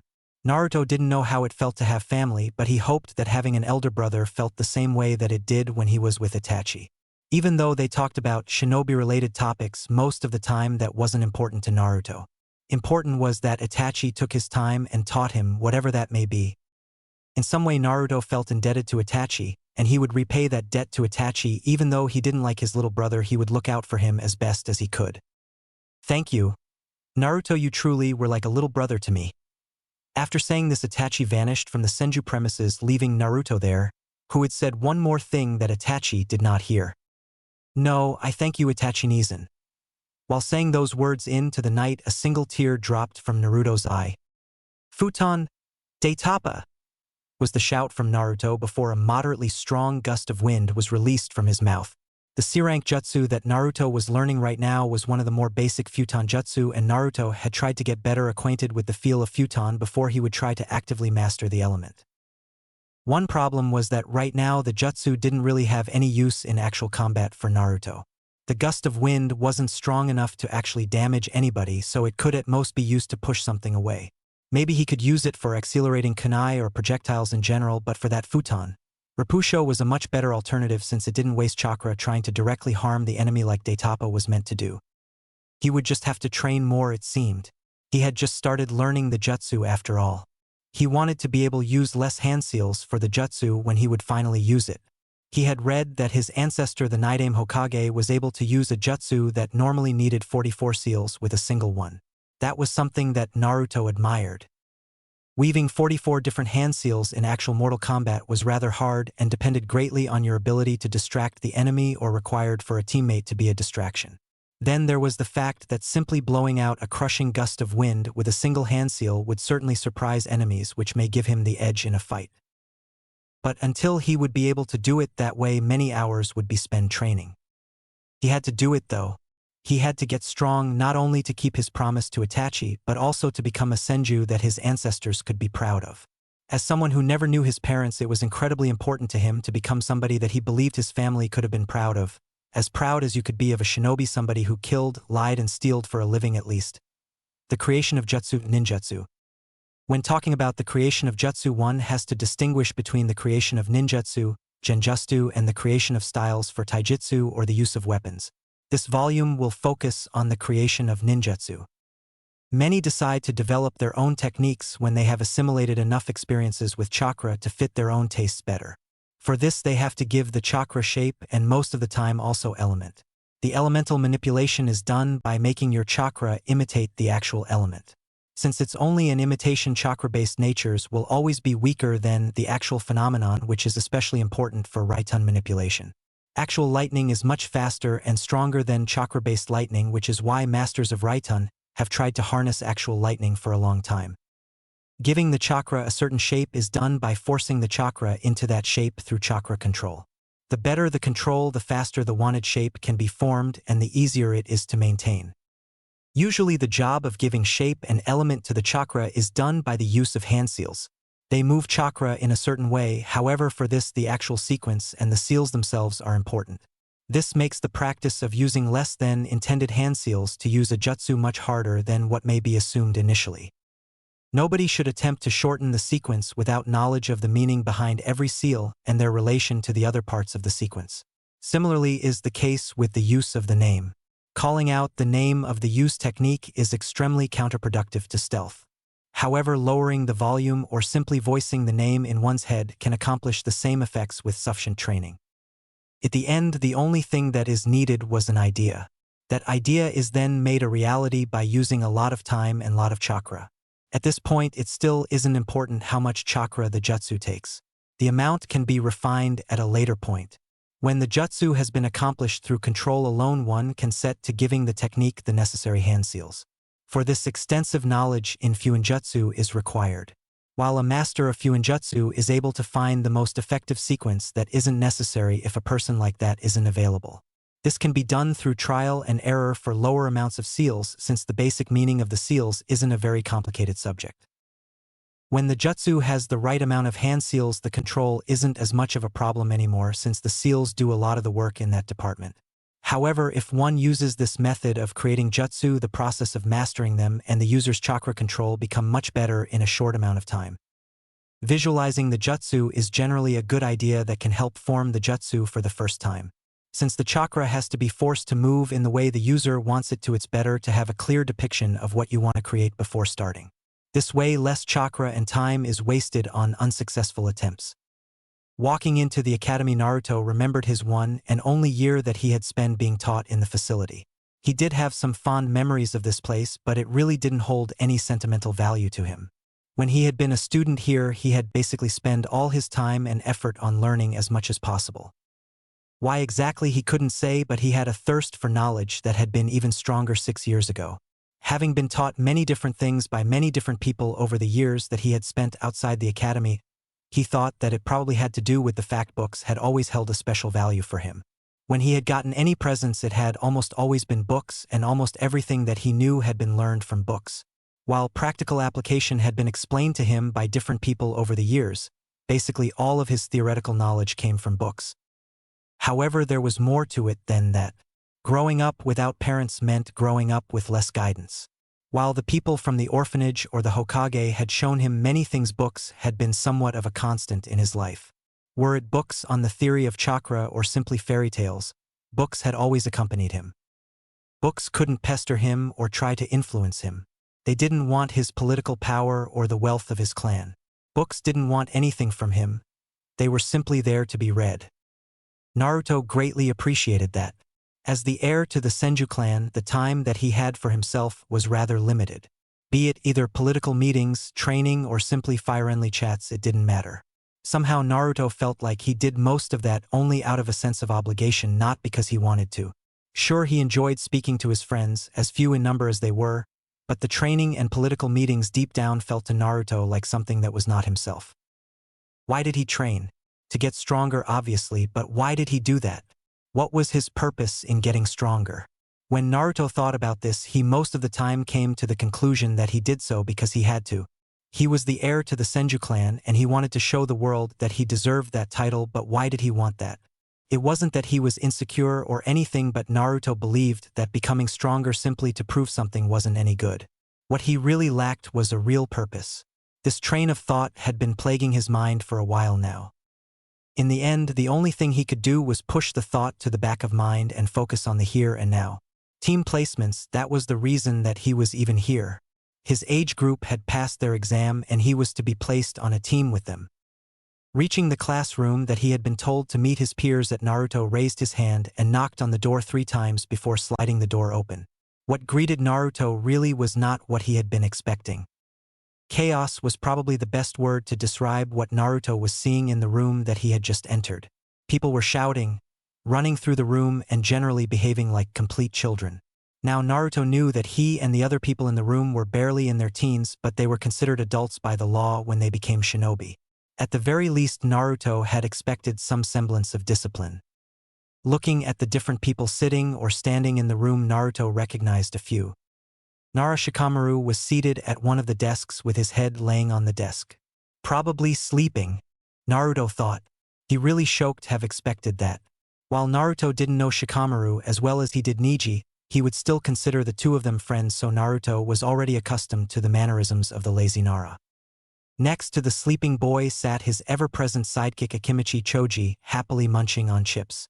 Naruto didn't know the boy very well since he had only met Shikamaru by sheer coincidence when he had visited the Nara compound once. Since he enjoyed talking to Shikamaru and his father, and the quiet atmosphere of the Nara compound was very calming, he had visited rather frequently after the first time. While Choji visited his friend's home very often, they had never been able to interact much with each other, so he really didn't know much about the boy except that he was rather peaceful and, like basically every Akimichi, loved food and eating. Most of the others Naruto didn't recognize while he walked towards one of the free seats at the back of the class. When he got to the row closest to the back, he saw one other face that he recognized. The dark hair, the slightly pale complexion, and the coal-black eyes of the boy were a dead giveaway towards his identity. Uchiha Sasuke was sitting in the cornermost seat of the class while looking out of the window impassively while still maintaining a brooding appearance. Naruto didn't know Sasuke well, however that didn't really matter. What did matter was the promise he had made to Itachi on that night. He had promised to keep an eye out for Sasuke, and he intended to keep that promise to the best of his abilities. Walking up the aisle, Naruto seated himself a row behind Shikamaru while nodding in greeting at Choji when he passed him. Looking around, Naruto looked at the other occupants of the room. Some of civilians' background, others the descendants of one of Konoha's clans. All of them could potentially be his comrades soon. Naruto knew of the second test that every jonin was to condone once the teams were selected, so he was well aware of the fact that not everyone in this room would soon be going on potentially dangerous missions. Naruto could see that not all of them were ready. While he didn't know how much exactly a genin fresh out of the academy should be able to accomplish, he knew for a fact that some of the people in this room weren't cut out for the life of a shinobi. While all of them had the innocence in their eyes that he probably had as well, and that was expected of someone their age, the question was who of the ones in this room would be able to let that innocence go and become a true shinobi. Shinobi were expected to kill, bribe, and lie for a living. They were the weapons of the village, supposed to put the future of the village before their own desires and wishes. That was the cold hard truth of the matter, and Naruto knew that, in theory that is, he really wasn't sure how he would deal with his chosen lifestyle. He had never taken the life of another human, just like probably everyone else in the room. He had never seen a comrade die in front of him or seen his loved ones ripped away from him. One person that was in the room with him right now, though, had at least felt one of those things. Naruto wouldn't claim that he could empathize with Sasuke. He had never known his parents or any other family, so he couldn't imagine what it would feel like to have that precious bond be ripped apart, by your own brother no less. It really was horrible to imagine something like that happening. Naruto's musings were interrupted by the door of the room opening. Entering the room was a rather young man dressed in traditional Chunin garb. The brown-haired man had a scar running horizontally across the bridge of his nose and was carrying some documents with him. The instructor, huh? Naruto observed as the man walked to the front of the room and cleared his throat once. While some students scrambled for their seats, others didn't seem to have noticed the appearance of the man and were continuing their actions. A second, louder clearing of throat reached even those ears, and they turned around just the slightest bit scared before they also scrambled for their seats. Seemingly satisfied, the young man took the papers that he had placed on the desk next to him before and held them up so they were visible to everyone, but so that no one could read them. In my hand, I hold the placements of each of you in the class ranking. Your exam scores and the different grades you gathered in your years at this academy have been put together to form your final score. This has an impact on the way you are placed on a team. When the man finished his sentence, murmurs erupted in the class. What a farce! Naruto scoffed inwardly when he heard that. As much as the students were led to believe this, their scores had nothing to do with their team placement. That was decided entirely by the Council of Konoha and the Hokage. While it was sometimes used to motivate students to do better or try harder during the academy years, in the end it simply wasn't true. Naruto could pick up the excited whispers of some students who thought that they would totally get on a great team because of their awesome scores, while others were nervously speaking about the possibility of their scores being too low. After hearing those whispers, Naruto tried to tune them out as best as possible while focusing back on the instructor. The man seemed to be giving the students some time before he once again got their attention with the accentuated clearing of the throat. When the class had quieted down again, Irika continued by presenting the ones placed at the very top to them. The rookie of the year is Uchiha Sasuke, with constantly high scores throughout the years and the second best result for the genin exam of his age group. You can be proud, Sasuke-kun, Irika said while smiling broadly and clapping lightly after finishing his sentence. The whole class clapped loudly. While some were more restrained than others, most of the females of the class seemed almost ecstatic when they heard who was placed first from all of them. Some of the quicker ones were a bit confused why Sasuke didn't have the best results on the exam, and Naruto could see that Sasuke had picked up on that fact as well. Deciding to simply stay in the background, Naruto ceased his polite clapping and tried to not be noticed. Before anybody could ask any questions, Irika continued with the kunoichi of the year. The kunoichi of this year is Haruno Sakura. With a nearly perfect score in theory, Sakura had one of the best exam results, but her grades throughout the years were the main cause for her placement as top of the class. However, I'm very proud of you too. Congratulations! Once again, everyone started clapping, more or less dignified. Unlike Sasuke, who had simply remained silent, Naruto bore witness to quite a different reaction from Sakura. Jumping up from her seat, Sakura loudly whooped in joy and after that started pointing at a platinum blonde girl that had seated herself on the other side of Shikamaru before shouting at the top of her lungs that this proved who was better once and for all. Naruto had a hard time holding back the urge to openly express his exasperation. Instead, he only discreetly rolled his eyes and ignored the rest of the cheering. Was this some kind of kindergarten? That kind of celebration for simply graduating as the top kunoichi really wasn't appropriate. When Sakura had finally calmed down and seated herself again, Irika continued his speech. Now that that is out of the way, let's continue with the team placement. Yes. Kiba, what is it?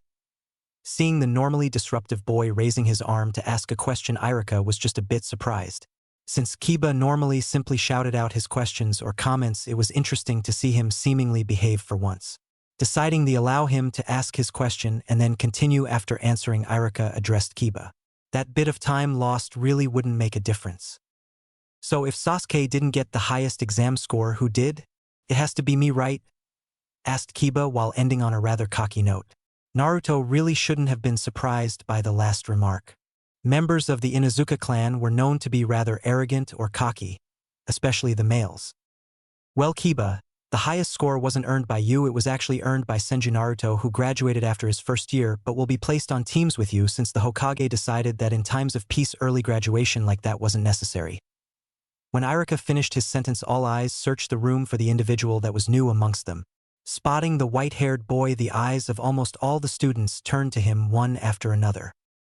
Not sure how to react, Naruto simply stood up and decided to introduce himself formally. Walking to the front, all eyes followed him as he walked down the steps. When Naruto arrived at the front, who stood next to Irika and looked at his peers. Not letting anything show on his face, Naruto simply introduced himself. I'm Senju Naruto and it is a pleasure to meet you all. I hope that we will be effective comrades soon. Bowing once, Naruto walked up the steps again and seated himself. When the others noticed that he wouldn't been adding anything else, they turned their attention back to the front of the class. When Irika saw everyone looking at him expectantly, he called out the makeup of the different teams starting with Team 1. While Naruto was listening, he felt eyes on him and he discreetly checked his surroundings to find out who was watching him. It wasn't long before Naruto noticed Uchiha Sasuke glancing at him from the corner of his eyes with a nasty glare. Naruto didn't really know why the boy seemed to have a problem with him but decided to simply ignore it for now. It wasn't likely for them to be on the same team anyway, so Naruto wouldn't see much of the boy while with his team. Just when Naruto thought that, Irika announced the members of Team 7. Team 7's sensei is Hatake Kakashi. The members of the team are Inuzuka Kiba, Haruno Sakura. Here the announcement was interrupted by Sakura groaning loudly in what seemed to be annoyance. Before she could voice any protest, Irika continued with the final member. And Uchiha Sasuke. Once again Sakura interrupted Irika, though in a different fashion than last time. Instead, she jumped up from her seat and shouted at the top of her lungs that love had prevailed after all and that Ino Pig had officially lost now. All in all, hearing that was rather disturbing to Naruto since he didn't think that anybody could be that excited to be on a team with someone else. However, something else that Irika-san had said surprised Naruto. Kakashi is training a Team Ha. Continuing when Sakura had stopped, Irika proceeded with Team 8. Team 8's sensei will be Sarutobi Asuma and the members will be Akimichi Choji, Aburame Shino, and Yamanaka Ino. Finally, Team 10's sensei will be Yamato and the members will be Nara Shikamaru, Kurama Yakumo, and Senju Naruto. That are all the teams. Please wait for your new sensei to arrive and pick you up. After that, you sensei will instruct you individually. I wish you all the best of luck in the future. Having said his piece, Irika left the room. As soon as the door closed, the students were back to the behavior they had shown before Irika had come. They were once again shouting and running through class, though some were now searching for those on their team and conversing with them. Since Naruto only really knew one member of his team, he decided to look for the third one. He didn't remember anyone by the name of Kurama Yakumo being in his class, but maybe she had joined after he had left? Deciding to look around for students who hadn't joined up with their teammates, he spotted a few. Shikamaru was still sitting there with his head on his arms, pretending to sleep, though Naruto had noticed that he had in fact been aware of his surroundings the whole time. Next to him, Choji was still sitting and munching on his chips, and he didn't seem like he was about to move very soon. Sasuke was also still sitting in his seat, however Sakura and Kiba had moved towards his row and had seated themselves in the seats next to him. Looking through the room, there was one more person still sitting in their seat and seemingly looking around for their teammates. The girl had brown hair going to about the small of her back and rather pale skin. She seemed to be rather physically weak, which wasn't immediately a problem since if she was Yakumo, there was the fact that her clan was heavily dependent on genjutsu anyway. Also, it wasn't like a weak body couldn't be trained up in strength, speed, and endurance. It would certainly take time and effort, but it was still doable. Standing up and started his trek towards the girl sitting in the middle row on the right side. Naruto was immediately blocked by a platinum blonde girl that he could identify as Yamanaka Ino. "Is there something I can help you with, Yamanaka-san?" asked Naruto while raising an eyebrow in question. "Oh, I just thought that I should introduce myself to you since you are new in this class," answered Ino while smiling at him. Naruto deadpanned just slightly when he heard that and immediately answered, "I was in your class once, Yamanaka-san. I simply left after the first year. I do still remember most of you." Even though that could very well be taken as a sign for her to stop, Ino wasn't deterred by it in the least. Still smiling, she continued to talk to him. "That doesn't matter. I still thought it would only be polite to once again introduce myself. My name is Yamanaka Ino and I'm happy to meet you." Deciding to simply go along with it so that he could move on, Naruto answered in a similar fashion. "Very well. My name is Senju Naruto and it's a pleasure to meet you." Slightly inclining his head, Naruto ended the conversation and moved past her towards who he assumed to be Kurama Yakumo. Arriving at her row, Naruto opened his mouth. "Are you by any chance Kurama-san?" When the girl heard him seemingly addressing her, she turned towards him and slightly nodded before also answering, "Yes, I'm Kurama Yakumo. You are Senju Naruto, correct?" Hearing her question, Naruto simply nodded once and motioned towards the empty seat beside Yakumo with his hand before asking if he could seat himself. Answering in the affirmative, Yakumo looked at her soon-to-be teammate. He was rather tall for being 13, just like all the other members of the class, standing at about 5 feet 3 inches tall. He had a lean build with white hair and blue eyes. He was clad in a white kimono that went to about knee length, and under that he had black pants fastened with black medical tape at the calves. Instead of the normal ninja sandals that most wore, her teammate was wearing tabi-like sandals of black color. The kimono he was wearing was held closed by a light gray sash.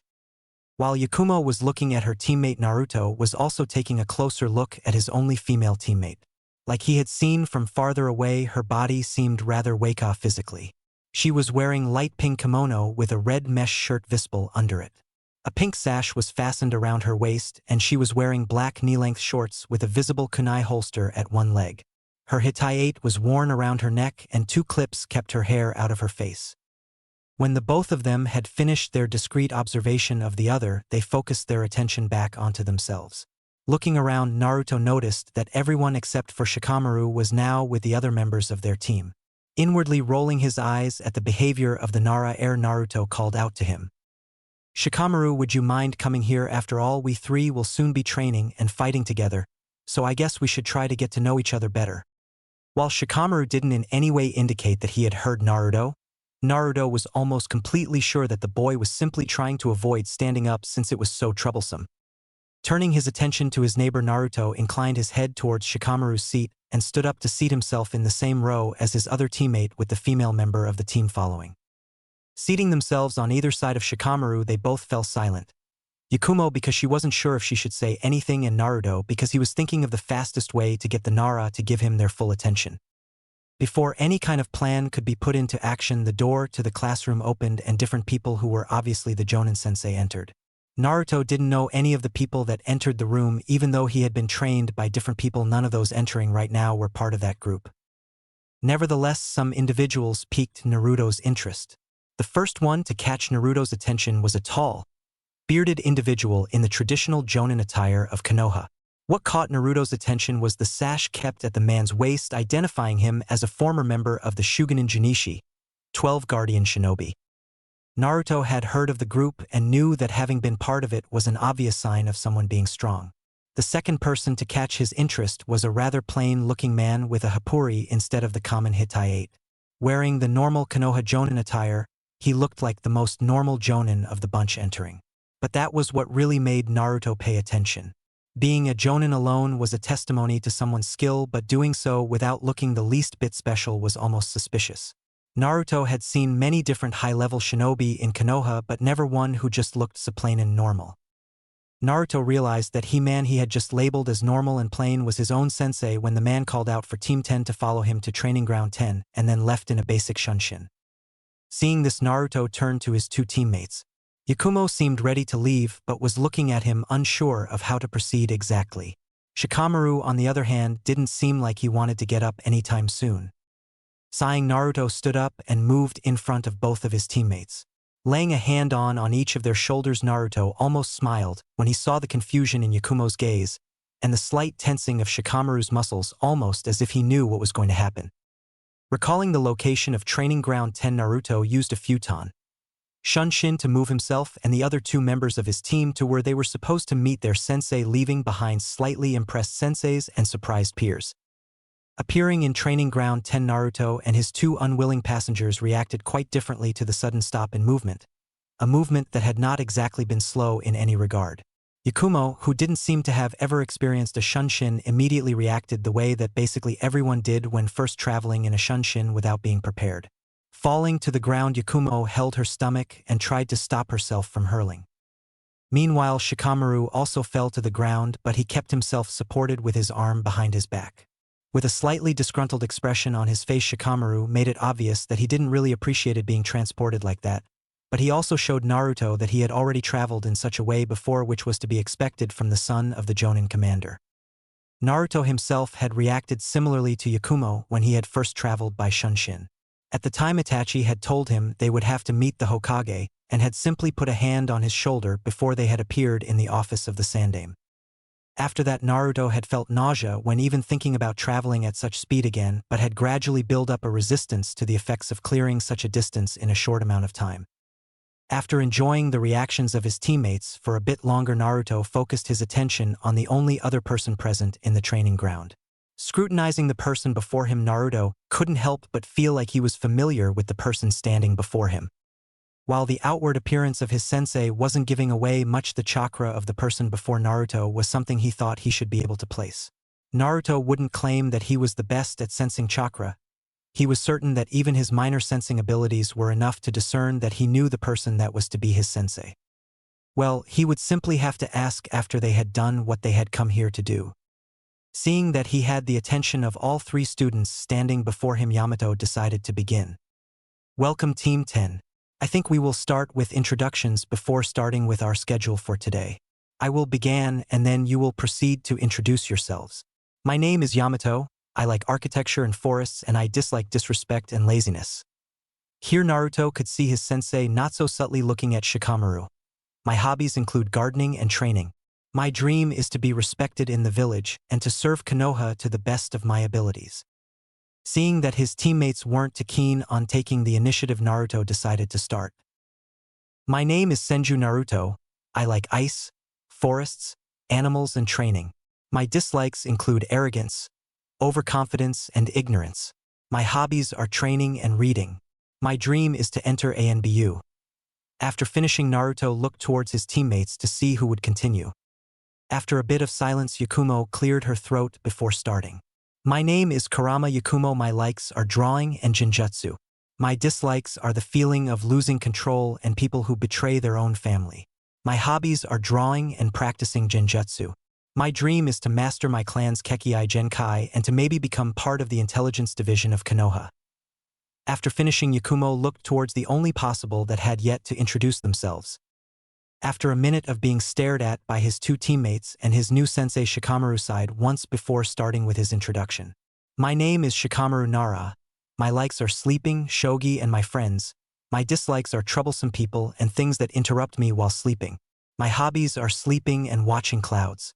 My dream is to become an average shinobi so that I have enough time to watch the clouds. Having finished his introduction, Shikamaru seated himself on the ground, probably because standing was too troublesome. Naruto could only shake his head when hearing this. He had never met a person as lazy as the young Nara heir. Even for Nara standards, he was a lazy one, and that said something. Since everybody had finished introducing themselves, Yamato decided to continue. Now that we know each other a bit better, it is time to start with the reason that we are even here. You see, while you may have passed the genin exam in the academy, that doesn't actually make you a genin. It only qualifies you to become one. To actually become a genin, each cell will have to pass the test that their sensei provides them with. In this regard, the senseis have a high amount of freedom in choosing how to test the team that they are presented with. So we will now have to see if you have what it takes to become genin or if you will be sent back to the academy. Hearing this, the three genin all reacted a bit different. Naruto got a determined look in his eyes.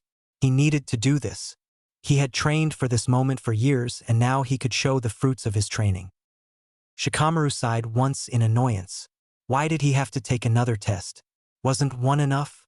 Well, if he didn't want to have his mother angry at him, he should better get this done even though it was a drag. So Shikamaru got ready for whatever kind of test it would be. Yakumo wasn't sure about this whole thing. While she had trained incredibly hard to use her genjutsu abilities without losing control, she wasn't as confident in her abilities as she would like to be. However, she knew that failing this test was not acceptable, so gaining a resolute stance, Yakumo awaited further instruction. Seeing his student's expression made Yamato internally smile before continuing. This test is rather easily explained. You are to retrieve a scroll from a small hut somewhere in this forest. This scroll then needs to be taken back to this point undamaged. I will be defending the hut and try to get back the scroll should you manage to extract it. Understood? Seeing no questions needed to be answered, Yamato started the test. Very well. Start. After announcing the start of the test, Yamato once again vanished in a shunshin, leaving his three students behind to plan. Seeing that their sensei has left, Naruto turns to his two teammates. Okay guys, we need some kind of plan. Saying this, Naruto looked specifically at Shikamaru, who, when realizing that he was being stared at, only sighed in a manner that some would associate with great suffering, but was really just him expressing his displeasure with having to do anything. Okay, so if we are going to do this, I need to know some of your skills. I really don't know anything about our sensei, but we should be able to do this if we do our best. This kind of talk was a bit out of character for Shikamaru or any Nara really, but he had learned from his father that there was a place and time for being lazy and one for being serious. Seeing the truth in the statement, Naruto started, followed by Yakumo, and at the end even Shikamaru shared what he could do so that his teammates knew what to expect from him. At least that was Naruto's reasoning. Okay guys, so this is how we will do this. Right now Yamato was hiding in the branches of a tree next to the hut that he had created with his Mokutan abilities. He really wasn't sure what to expect from the team. He knew Naruto since he was training him in his Mokutan abilities, though Yamato was rather sure that Naruto hadn't yet realized that his ANBU tutor and his Genin team sensei were the same person. The other two he didn't really know well.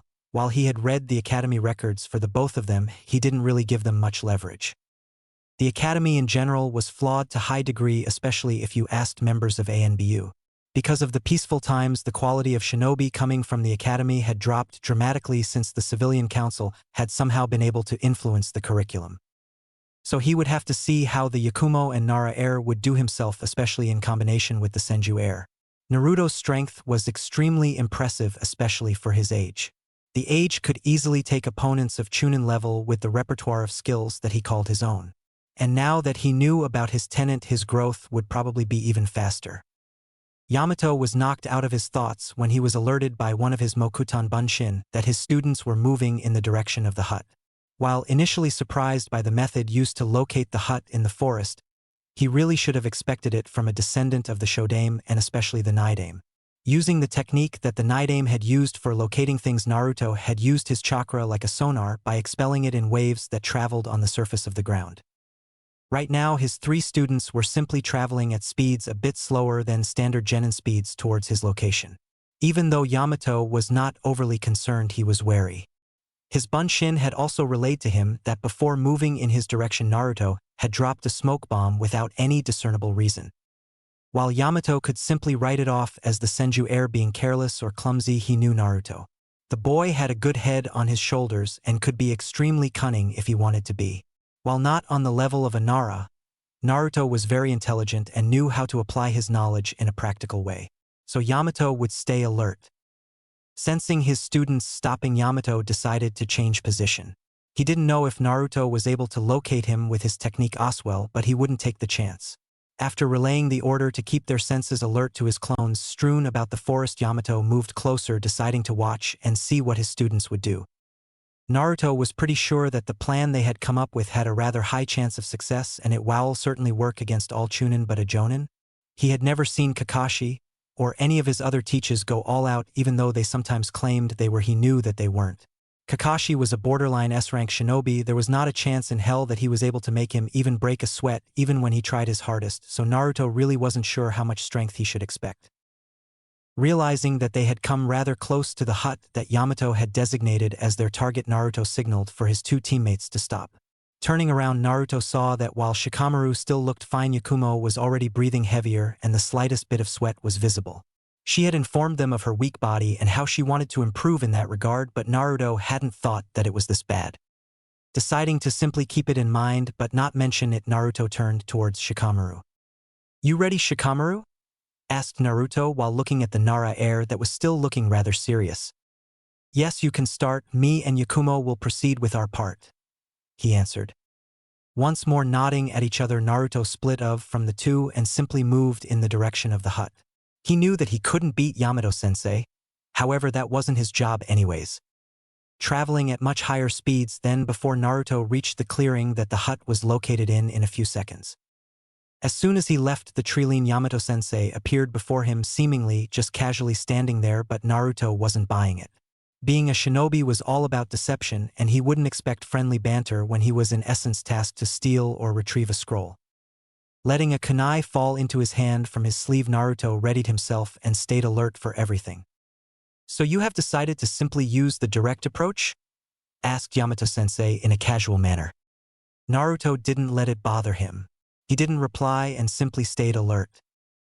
Seeing that he wouldn't get a reaction out of his student this way, Yamato decided to see how his student was able to fight. Using slow chunin speed, Yamato appeared in front of his student and tried to lash out with his left hand, trying to hit Naruto at the head. Naruto had been ready for such an attack though, and since he was easily able to track movement at such speeds, he was able to simply jump backwards to dodge the hit. Seeing his sensei overreaching slightly, Naruto decided to try something. Taking out another kunai, Naruto engaged his sensei in combat, trying to get the upper hand through his use of kunai, whereas his sensei was still barehanded. The first slash was immediately dog-dead by Yamato through simply moving with the momentum and turning before then lashing out with his right hand for backhanded attack against Naruto. Ducking under the blow, Naruto took the other kunai and slashed the unguarded abdomen of his sensei. What surprised Naruto was that instead of feeling no resistance because of his sensei dodging, he felt his kunai cutting into what felt like wood.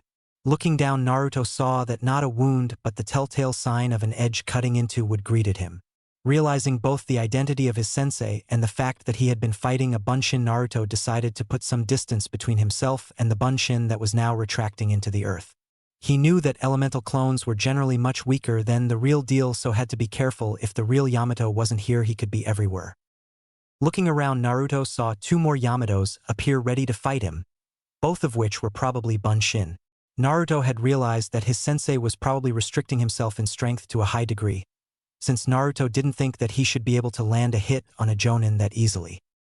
However, this meant that while Naruto had a much higher chance of winning against the bunshin, it also meant that his sensei could freely up the level if he felt like it, which would probably catch him unaware. Somebody suddenly becoming stronger during a fight really wasn't normal and not something Naruto could easily accustom to. His musings were interrupted by one of the bunshin charging him with a kunai in hand, while the other started doing hand seals to prepare a jutsu. Throwing one of his kunai at the charging bunshin, Naruto decided to deal with the jutsu first. Going through a short series of hand seals, Naruto whispered the name of his technique under his breath. Futon, Daitapa.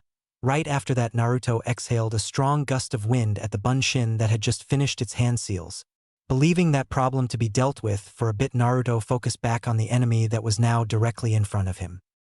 Blocking the bunshin's slash with his own kunai, Naruto knew that he probably wouldn't be able to win a battle of pure physical strength. So deciding to use one of the first things he had learnt for Futon Chakra, Naruto channeled the nature chakra through his kunai, thereby strengthening and sharpening the blade.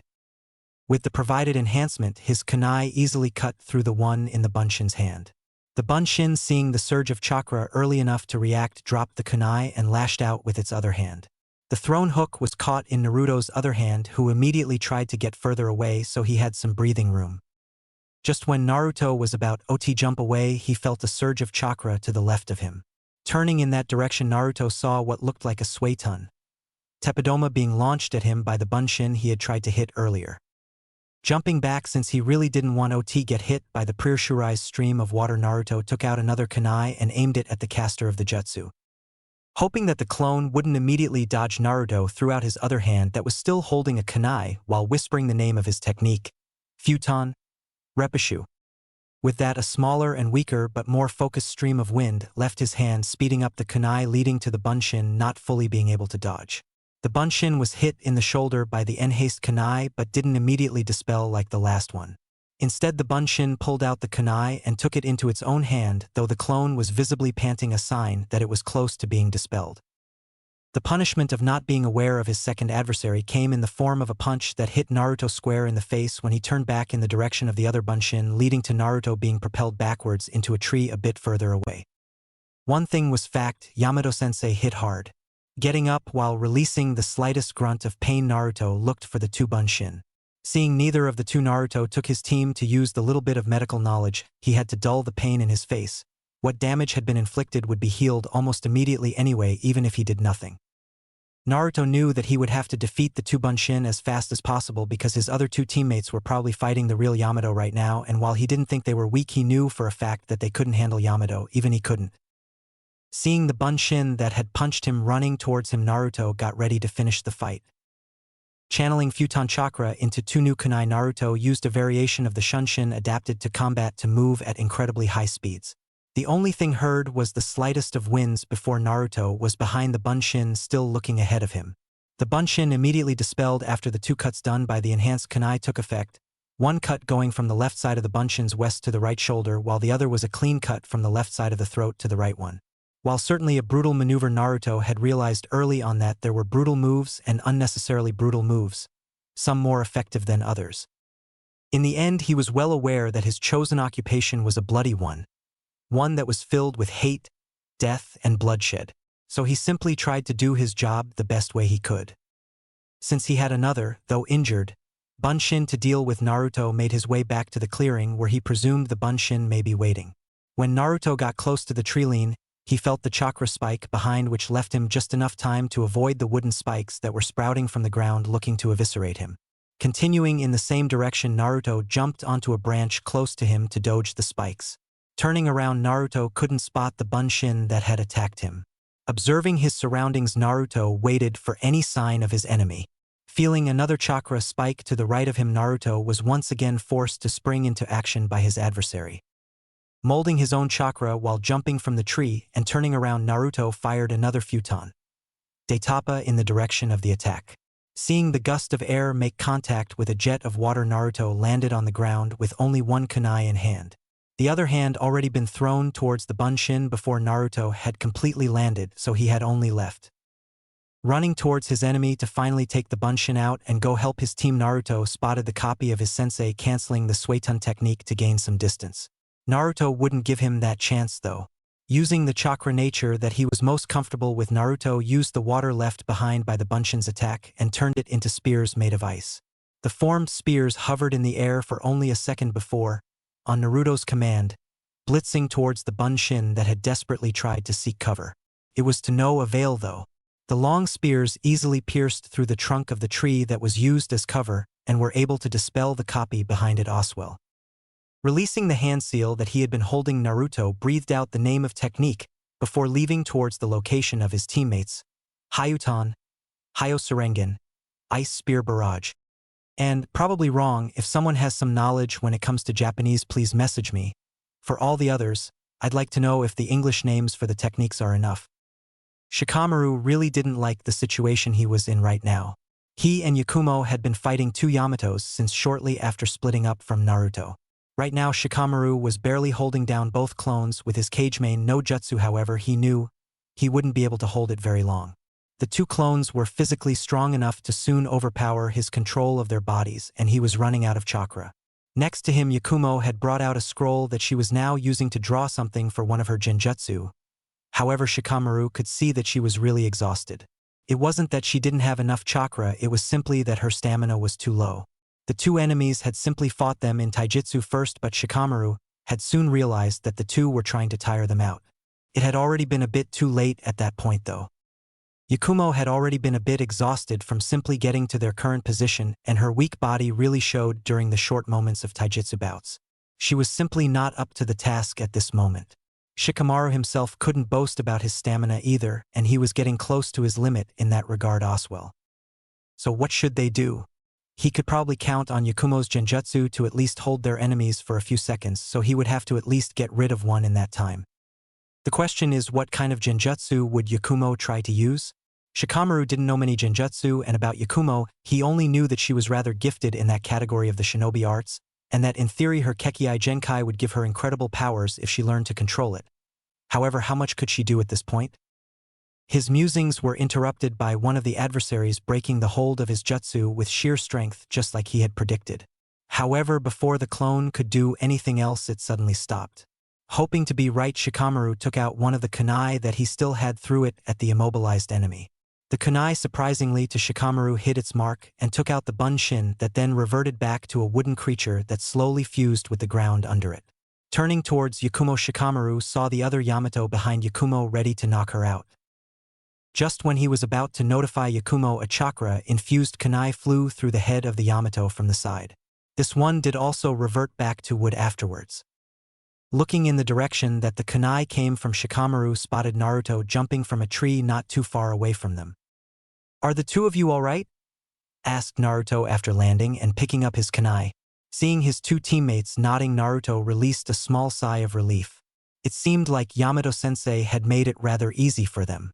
Naruto knew the man could have easily dealt with his two teammates while he was preoccupied by the two bunshin. It seemed that everything had worked out surprisingly well though. Thinking that, Naruto lowered his left arm slightly so that a small fox with a scroll in its mouth could jump on his arm. Taking the scroll, the fox dispelled itself in a cloud of smoke, and Naruto spent a moment to look through the memories of his Kage Bunshin.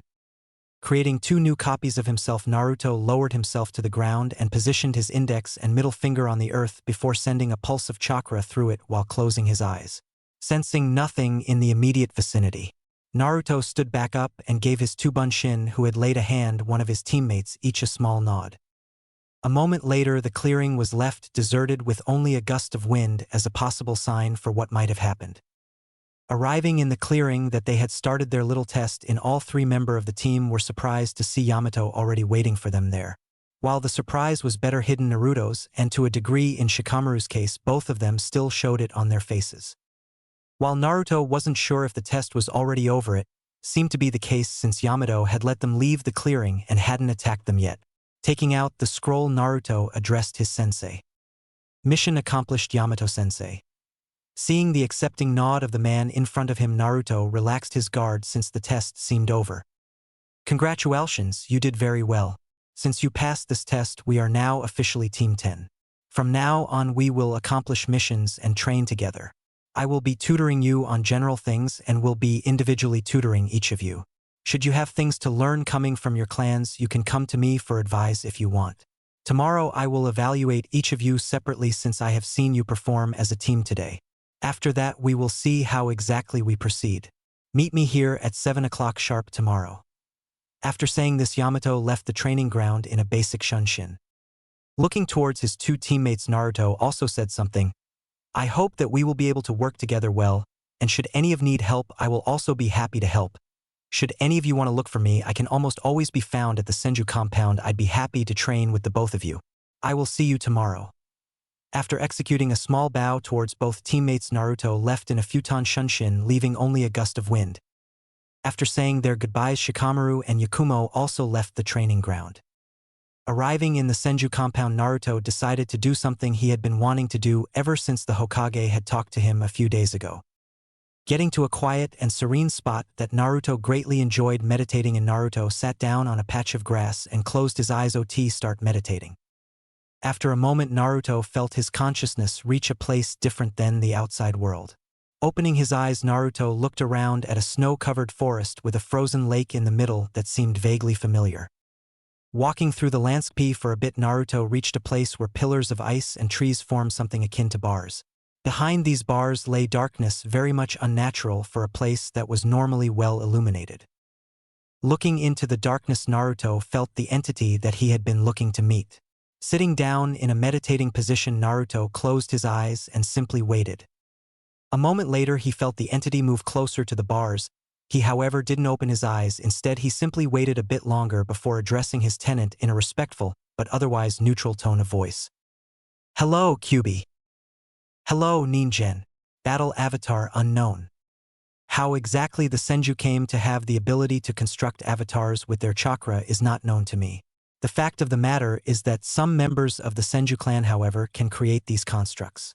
They differ from person to person in strength, durability, and form, and how exactly these things are decided is not known to anybody as far as I know. What I know is that the simple act of constructing the avatar takes a great amount of chakra, and even then not every Senju is able to use this ability. Because of this and the fact that no one willingly shared information on its possession, nothing has been recorded other than rumors or worshipping witness reports that overstate the effects of the ability, comparing the avatar to a god striking its enemies. The ability is rumored to have been used by the man that founded the Senju clan. There are, however, no official records of this. Through time, different Senju had gained nicknames that strongly indicate the use of this ability. The Uchiha clan itself is able to somehow gain a similar ability. The act of constructing the avatar is always a conscious effort and is not triggered subconsciously. If that was the case, the ability would have been more common. This way, only those with prior knowledge could gain the ability. I'm not sure if trying to attain this ability is worth the effort. Most of what I have wrote down here is based on rumors and tales told in the Senju clan or notes that I have come to possess. Whoever reads this, do with this information what you want to, but I advise you to be careful what you do.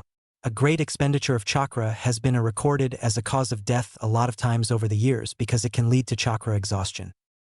Today's mission is the cat owned by the wife of a rich and influential business owner who is part of the civilian council in Konoha. Unfortunately, Tora has run away and we are tasked with bringing her back. Tora can be identified by the red ribbon on her right ear and her brown fur, explained Yamato to the three genin in front of him. This was the first time that Team 10 would be taking this mission since they had mostly opted to do more stationary D ranks in Konoha. It had been a total of 3 weeks as Team 10 now, and the three genin were coming along nicely. Their teamwork was very good considering the time that they knew each other, and individually they had also improved greatly. Naruto, who had an insane learning curve anyway, hadn't gotten any slower when it came to learning and was easily high-chunin material already when it came to the skills. He, however, lacked experience in real battles. The boy kept coming up with new ideas for Hyutan Jutsu, and he had learned a new jutsu for each of his basic affinities in the 3 weeks. The young genin had also started using Tutanto to fight, deciding to use kunai more as a last resort in close quarters combat and preferring them for throwing. Shikamaru had broadened his repertoire of jutsu by asking his father for some training and had worked on his taijutsu and strategic thinking with Yamato. The boy was a certifiable genius, the only problem being his extreme laziness. When the boy chose to apply himself, he could actually make it hard for Naruto to remain ahead since Shikamaru was even a tactical genius by Nara standards. Yamato's own work ethic coupled with a slight amount of competitiveness sparked by Naruto had led to Shikamaru trying much harder than before. However, the boy still was a lazy one, but now it was actually manageable. Yakumo had probably improved the most when compared to the state she was in during the genin exam. While certainly not weak because of her talent with genjutsu, her body had held her back greatly. After primarily working on strength, speed, stamina, and taijutsu for the 3 weeks, her physical condition was much better. Her body could now keep up much longer, giving her about genin-level physical abilities. The good thing was that by giving her a good enough base concerning the body, she had a much better chance of invoking her genjutsu and through that not needing to rely on physical activity while fighting. The girl had trained with her clan and Yuhi Kurenai, one of the best genjutsu users in Konoha at the moment, and had come up with a few quite nasty illusions.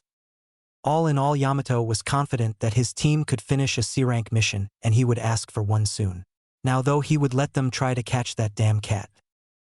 This wasn't what Yamato had expected when he had chosen to apply for this particular D rank. Normally genin teams cursed the very existence of Tora after doing the mission once, maybe twice, since the cat kept fleeing and scratching the genin. Instead, his team simply walked through Konoha for a bit before a brown cat with red ribbon on its right ear came trotting up to Naruto. Naruto had then simply picked up the cat now identified as Tora and started petting her, the animal snuggling into the genin and purring contently the whole way to the Hokage Tower. While Naruto's teammates and Naruto himself probably didn't know the implications of this happening, Yamato was well aware of them. Tora was the mission hated by basically every shinobi in Konoha. The cat ran away all the time and catching her always ended in a wild goose chase. It was so bad that the different teams had sometimes made bets on who would catch Tora the fastest. The bad thing being that the time used for the mission was usually above 2 hours and ended with at least one genin having his face littered with scratches. When Team 10 reached the mission office in the Hokage Tower, they were not the only team in the room. Team 7 was also there with all the members looking rather disgruntled and dirty, while Kakashi was his usual lazy self simply standing there and reading his book. When Team 7 spotted Tora in Naruto's arms, their faces soured even more, and a small growl could be heard from Kiba. Kakashi simply greeted Team 10 with a lazy wave before going back to his book. Naruto and Yamato, being used to Kakashi's behavior, simply greeted him in their own ways. "Hello, Kakashi-sensei / Kakashi-senpai," was said and accompanied by a nod. The last person to spot Team 10, and with it Tora, was incidentally the client who immediately stormed towards Naruto and took the cat from him before proceeding to squeeze Tora to death, leading to Tora looking visibly unhappy with the situation. After that, the woman simply left the room with her cat in her arms. Yakumo leaned over to Naruto and whispered to him, "No wonder the poor thing ran away." Naruto and Shikamaru, who had also heard her, simply nodded before focusing on their sensei, who had stepped towards one of the Chunin manning the mission distribution desk. Team 10 reporting the success of assigned D rank, catch Tora. The target has been caught and brought back to the client who has received said target Tora. The written report has already been finished and is supplied together with the scroll for the mission. After completing the normal procedure, the Chunin who had wrote down some things accepted the scrolls for the D rank mission from their sensei and filed away some paperwork. Mission success of D rank catch Tora has been acknowledged, and the pay will hand it out to the accounts of the members of Team 10 accordingly. When this was over, Team 7, who had just received another mission, probably D rank, left the room with Kakashi trailing behind his students. Seeing their sensei turn around to address them, all 3 genin of Team 10 stood at attention. "For today, we will not be doing any more missions, we will proceed with some training. Tomorrow I expect you all ready for a C rank at the main gate at 8 a.m. Pack accordingly and be ready for confrontation. Meet me in our training ground in 5 minutes for some training and an opportunity to ask questions should any come up." With this, Yamato dismissed his genin, who left the room directly following their sensei's dismissal. After some training with his team, Naruto arrived at the Senju compound.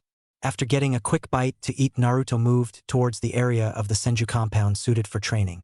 Normally he would train with Niji there, but the Hyuga was on a mission with his team and wouldn't be back for a while. When Naruto reached the spot he had been looking for, he decided on some meditation and thinking first. Seating himself in the middle of the clearing, Naruto crossed his legs and closed his eyes.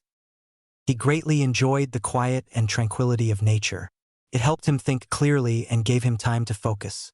The slight breeze blowing through the clearing, making the leaves on the trees standing on the edge of the clearing rustle. The sound of the water from a stream not too far away flowing at a sedate pace. The small animals that Naruto knew were there, but he couldn't quite sense because they, being normal animals, had such tiny chakra capacities, especially compared to his own. For Naruto, that drove home the fact that he was everything but normal. No one his age should have chakra levels as high as his own. Right now he had more chakra than probably 95% of shinobi will ever have, and training to increase his chakra capacity was and had always been the farthest thing from his mind. His heritage as an Uzumaki and a Senju alone would have granted him a high amount of chakra. Then there was his tenant. Being a Jinchuriki, especially of the Kyuubi, meant that his chakra reserves would always dwarf those of his comrades no matter how hard they trained. Thinking of his unwilling prisoner, Naruto decided to pay a visit. He really held no sort of grudge against the bijou sealed in him.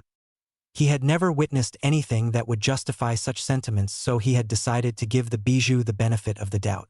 Sure, Naruto knew that nearly the whole population of Konoha would do anything but chat with the Kyuubi if they could, but Naruto really couldn't care less. If he would start doing things that most people did, he not be Naruto Senju anymore. He owed it to his ancestors to stand tall and proud as the heir to his clan. At least that was how he felt.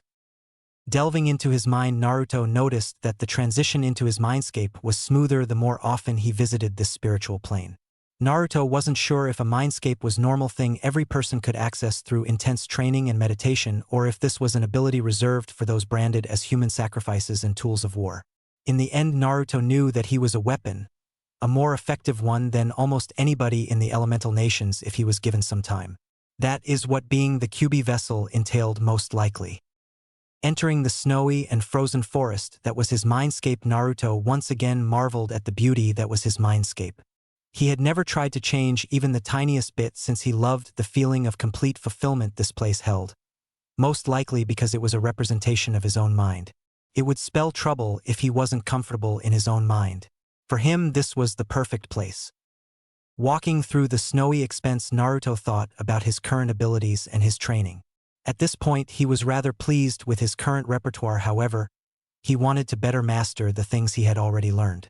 Since the jutsu he used for his Hyutan were basically all self-made, they could be easily improved upon. Since there had never been a user of the chakra nature in the village, all he had to go off concerning documents to help him were reports written down by people who had fought members of the Yuki clan, the clan Naruto had learned that normally possessed this ability. Since these reports could obviously not explain how the jutsu worked, the only thing they were good for was to give him new ideas for techniques. Reaching the place he had been walking towards, Naruto seated himself in a cross-legged position and waited. Kyuubi would soon come. She always did when he entered the mindscape, though the vixen had a habit of letting him wait. When he had discovered the Kyuubi to be female, he hadn't been too surprised. While not much was known about the bijou, Naruto had wondered about the reasoning behind their different forms ever since he had first heard of them. In the end, Naruto had hypothesized that the animal or animals their forms resembled probably gave an inkling towards their personalities. Kyuubi, being a kitsune, was most likely the most cunning and devious of the bunch. While Naruto hadn't known the bijou to have a gender, he believed that since they had certain personalities, a gender would at some time be decided if they hadn't been born with one. In the end, it made no difference to him. He had decided to be cautious with the Kyuubi when he had found out that he contained her, and his first meeting had only strengthened his belief that he should always keep his wits about him when talking with his tenant. She was a trickster, and while not necessarily evil in any sense, she probably had her own goals that very likely would never coincide with his own. "So what is it that you have decided to visit me for, Ningen?" was the first thing Naruto heard of his tenant. It was said in powerful and proud voice that still retained a feminine quality to it. Opening his eyes, Naruto looked up at the fox-like bijou that had made herself comfortable in front of him. The Kyuubi had an air of boredom and disinterest about her that seemed to always be present. Naruto didn't let that deter him, though. "I have simply come to inquire about your current situation. There really is no intent behind my visit beside me wanting to socialize with my tenant for a bit." Saying this, Naruto conveyed a sense of innocence that Kyuubi knew to be entirely fake. If she had learned anything about the Senju that was her container, it was that he should not be taken at face value or underestimated. Should you do so, it would be your last mistake.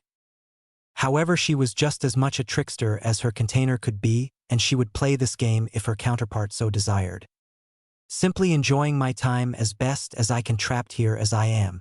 I dwell in memories of times long past or think of my siblings and what their situation might be. Seeking entertainment is no possibility in this prison I find myself in, and I'm not so weak as to socialize with you simply to pass the time." While said with the slightest hint of humor in her voice, Naruto knew that what the vixen said was true. In the end, she was forced into this situation just like he was. Not letting his thoughts be seen, Naruto feigned a hurt expression and tone while responding. "Do I not satisfy the standards of this mighty vixen? May I inquire as to how I could make your life more enjoyable? While I have not desire nor ability to change our connection with each other, this is my mind, and I do hold certain power in here." While a seemingly open and good-willed proposal, Kyuubi certainly wasn't convinced. While young, the Senju had learned how to hide his emotions very fast, and cracking his mask was no easy matter. For now, she would not trust the words spoken by the mortal before her. Narrowing her eyes slightly, the barest growl could be heard developing in her throat, a warning sign if there ever was one. "I have no need for your help or pity, Ningen. You may hold power and say with your kin, however, those do not hold value with me. Do not assume I can be easily fooled into anything. Leave if you nothing else to say." After saying her piece, Kyubi stood up from her position on the ground and turned around to walk towards another part of the prison she inhabited. Seeing that the conversation was finished, Naruto decided to finish his meditation and get some more training done. He would see if he and the vixen could ever work together or anything of the sort. While his tenant might not believe the legitimacy of his offer, it had actually been a genuine one. He held no grudge or ill feelings towards her and really wasn't hard to change anything in his mind. At least he presumed that. He couldn't really fault the vixen for her mistrust, though. Goodness of the heart wasn't something he believed in either, so he wouldn't expect that from others. Naruto had been out of the village more times than his two teammates probably had been, but he was relieved to see them not showing any signs of nervousness or anxiety. He really didn't want to deal with that right now.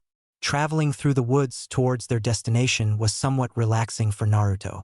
Maybe it was the fact that he was close to nature or the fact that he was using and controlling his chakra, he didn't know, but it was rather calming anyways. While jumping from branch to branch basically on autopilot, Naruto thought a bit more about his team. Since he had already known Yamato before the team had been formed, he not been surprised in any way. The man was professional all the way through and was easy to work with most of the time. Then there was Shikamaru. Since neither Yamato nor Naruto himself would accept slacking off during training, Shikamaru had been forced to actually put effort into the training, and it showed. The Nara had become much better in controlling his shadows, and he had started to work on his taijutsu more. However, he was still way too lazy for Naruto's taste, since as soon as training ended, Shikamaru would be right back to cloud watching and lazing about. Naruto sometimes thought that maybe he was being too hard on Shikamaru in this regard, and that he was seeing this whole issue differently than others his age did, which was entirely plausible. However, he also thought that most of his peers were taking the shinobi business entirely too lightly, so that really didn't count for much. And lastly, there was Yakumo. She was an introverted girl, and Naruto kind of appreciated it. She spent a lot of time painting and drawing on her own as far as he knew, and she was still a rather hard worker when it came to training. Her genjutsu were nothing to scoff at, however her weak body still gave her trouble sometimes. Naruto, while he hadn't let it show, had been rather disgruntled when he had been told that he would have to be placed on a team with his former classmates. Naruto wouldn't call himself arrogant, however he was aware that he was far ahead of all of them. It was simply a logical conclusion that he, having trained with experienced jonin or other teachers during the time that his peers had been in the academy, was ahead of them by a fair margin. In the end, he would never have been able to do anything against it anyways.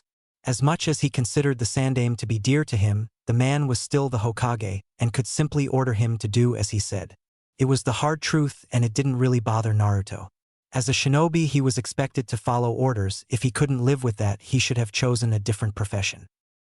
Focusing back on reality, Naruto realized that the forest was thinning out, which meant they were approaching their destination. After a few more jumps, they finally passed the tree line, and all members of the team landed on the ground while the three genin waited for further instruction by their sensei. The mission that we have been assigned concerns a bandit camp about 3.5 clicks to the north from here. A nearby village has been hit repeatedly by small raids, and traveling merchants too poor for protection have been ambushed on there towards the village. Since the village isn't big enough to afford some kind of guard post or anything of the like, they have turned to Konoha to deal with the issue. We have been given free rein as long as the bandits are exterminated, explained Yamato to his students. While it was their first C-rank mission, and they would also experience their first kills, Yamato wanted to handle this completely professional for now and use normal mission procedure. He thought that being too easy on genin only encouraged them to rely on others to make their decisions and wouldn't prepare them for the duties of a chunin or even jonin at all. Add to that the fact that the new teams of this generation were nearly completely made up of clan heirs who were expected to at least reach jonin rank. It would be detrimental to pamper them in this regard. Our plan will be made once we have gotten a better view of the situation. We will need to do some scouting before we are able to formulate a good plan of action. For now, we will search for a good spot closer to the camp that we can use as a meeting place. After making sure everyone had understood everything, Yamato resumed traveling with his genin. Naruto could almost feel the blood pumping through his veins as they got closer to the admittedly small bandit camp. While sparring was good to keep in touch with your abilities and not get stagnant, it was fundamentally different from a real fight. The actual chance of being critically injured or at worst dying was just different from the relative safety of a normal spar. He wasn't nervous, more like excited. Naruto didn't know what it said about him that the prospect of fighting and killing others excited him, but he couldn't do much about it. He had taken a life once before, and he didn't enjoy it in any way. However, fighting was just something that got to him. To feel adrenaline pumping through your body, having to be careful with every move you make or pay for it. Maybe it was the possibility of facing a challenge that actually excited Naruto, though there really wasn't any chance that simple bandits would be any kind of challenge for even a weak genin.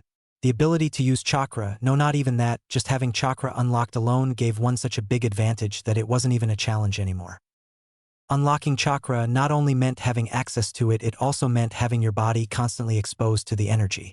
How exactly it worked Naruto didn't know. However, it was a fact that bodies exposed to chakra were much tougher than normally, and with that came increased strength and speed even without using chakra to consciously enhance those attributes. Sure, an untrained body exposed to chakra would still not be able to match a heavily trained body not exposed to chakra, but the point was that it would still be close. The privilege, if you could call it that, of having chakra at your exposure was only reserved to those who chose to become shinobi. In the end, one could say that this privilege was basically given to those the Hokage and by proxy the daimyo deemed worthy. It was an arbitrary train of thought, but Naruto didn't care anyway since he had committed to this life and wouldn't back down now. Unlike probably all of his peers, he had at one point doubted his decision. However, Naruto hadn't known and didn't know now either what else he should do. Even though his parents were dead, he had grown up with the thought of becoming a shinobi imprinted in his mind, whether intentionally or unintentionally, by the Sandaime. Thinking about it now, Naruto believed that it was probably intentional manipulation on the Hokage's part, but it really was a course of action Naruto understood, and would he have been in the same situation would have also taken. His lineage, tenet, and innate talent concerning the shinobi arts was something that could not be wasted on a civilian. Coming out of his thoughts, he really did get lost in thought often nowadays. Naruto noticed that he and his team could already see the glow of the campfires and the sound of laughter coming from the camp. Waiting on the branches of two neighboring trees, Team 10 got ready for action. Nodding towards each other, the genin moved silently while Yamato stayed back to support from further away. Naruto wasn't completely sure why their sensei had decided to use this approach, but he was confident that they wouldn't need his help anyways and saw no problem with it because of that. Stopping on branches closer to the camp but far enough away to not be seen by the bandits, Naruto and his teammates readied their chosen form of attack. Taking out the two tanto he had started wearing in sheaths on his lower back, Naruto got ready to jump into action. One glance was thrown towards his two teammates before Naruto dropped to the forest floor silently and commenced attacking. With that last glance also spotted that Shikamaru had set his hands into the necessary signs for his family's shadow jutsu, while Yakumo started casting a low-level genjutsu. Using jutsu in this category was out of the question for Naruto though. There was a time and a place for overwhelming your opponent, for annihilating your enemy in his or her entirety. In this case, however, they were fighting lowly bandits, normal humans with no access to chakra. This wasn't such a situation. In this case, he believed you should only use what was necessary, just killing fast and efficiently. In the end, it wasn't his decision, but he still didn't have to like it. Breaking through the tree line, one of Naruto's tanto lodged itself into the skull of the bandit closest to him. Ripping it out while passing the falling body, Naruto used the other tanto to decapitate the bandit that had been standing next to the one that had already been downed. Slowing his speed down slightly to gain better mobility, Naruto decided on the left since he had entered at the middle of the camp and could already see bandits falling to the ground on the right. Reaching one of two tents set up in the camp, Naruto sliced open the side and stepped into the tent. Seeing a single bandit on one of the mats laying on the ground as a makeshift bed, Naruto stepped towards the person and slit his throat before using the man's clothes to clean the blade. Now the first screams could be heard, which meant one of the bandits had seen what was going on, or Shikamaru and Yakumo were doing a poor job of being silent on their side. 3 sets of footsteps passed the tent he was in without noticing his presence, so Naruto decided to get rid of everyone left on his side. Exiting the tent, Naruto heard movement to his right. Turning in that direction, Naruto spotted a single bandit that seemed to have just stood up from the mat under him. Seeing the man's eyes focus on him, Naruto reacted fast. Channeling the tiniest bit of chakra to enhance his speed, Naruto appeared before the man and thrust one tanto into the man's heart before using the other one to decapitate him. Pulling his weapons out of the corpse, Naruto heard the heavy steps behind him. Spinning around, Naruto spotted just what he had expected. A heavy man with a bulky build was moving towards him with an axe in hand. The man lacked any kind of form and was probably more brawn than brain, so an easy opponent. Sidestepping the downward swing of the bandit, Naruto lodged off the arm used to swing the axe before penetrating the heart of the bandit from the left side, passing through the ribcage without hitting any bones. Before Naruto had the time to pull out his two weapons, a shout akin to a war cry alerted him to what was probably the last bandit on his side of the camp. Letting go of the tanto in the dead man's side, Naruto jumped back to create some distance. Looking at the person before him carefully, Naruto saw that this one, while seemingly having less brawn and more brain than his dead comrade, was still not the brightest one. The war cry had given as much away. "So a little child thinks he can mess with us, huh?" It was said in a condescending tone entirely out of place in this situation. It was, however, fast explained when Naruto noticed the slight slur in the voice of the man before him. Naruto could spot the confident look in the bandit's eyes, even though he had probably seen at least one of his comrades get easily beaten by the child in front of him. The man wielded a simple straight sword of bad quality with barely more grace than the brute laying at his feet had his axe. Not wanting to risk any kind of injury, even though it was unlikely in the first place, Naruto threw his tanto at the man's face at a speed the man should be able to track. In the same moment, Naruto moved behind the man with a chakra-enhanced speed. The man, not realizing that his foe was now behind him, ducked under the tanto thrown his way before standing back up with a matching smirk to his tone of voice. Before the man could open his mouth to gloat about the easily achieved dodge, he felt hands at the back of his neck. The split second before the snap of bones breaking could be heard, the bandit realized that he had been entirely out of his league. Letting the body fall to the ground, Naruto collected his two tanto before running towards the other side of the camp where the sounds of fighting could still be heard. Jumping into the trees and not running through the camp where he would be easily spotted, Naruto stopped on a branch overlooking the side of the camp he had left to Yakumo and Shikamaru. Spotting 6 bandits bound by Shikamaru's shadows, and seeing Shikamaru easily holding them down, Naruto turned his sight to the rest of the bandits. 2 bandits who seemed dead were laying on the ground while 2 others were fighting each other, which meant that one was probably stuck in genjutsu courtesy of Yakumo. Seeing the only female of the team behind one of the trees, Naruto looked for the last missing bandits. They had gotten 18 signatures from the camp when they had scouted it, and the chance of one of them sleeping through an attack was basically 0. So 2 bandits unaccounted for. The rustling of leaves below him alerted Naruto to the bandit that had seemingly been hiding in a bush for the whole time and was running towards Yakumo with a small knife in hand. Jumping into the air, Naruto landed on the bandit's shoulders. Right now, the bandit she was controlling was winning the fight, if barely. Hearing the rustle of leaves from the left, Yakumo turned to see a single bandit sprinting towards her and simply passing by the 2 fighting bandits. Seeing the knife in his hand, Yakumo froze up for the shortest moment, which however was enough to break her control over the bandit in her genjutsu. Just when the bandit was getting close and she was getting ready to fight him with the kunai she had held in her hand the whole time, she saw her teammate landing on the bandit trying to attack her before, with a thrust into the back of the bandit's skull, he killed the man. Stepping back to avoid the falling corpse, Yakumo nodded towards Naruto in thanks. Having dealt with the bandit attacking his teammate, Naruto turned towards the 2 bandits who had stopped fighting each other after Yakumo's genjutsu had stopped.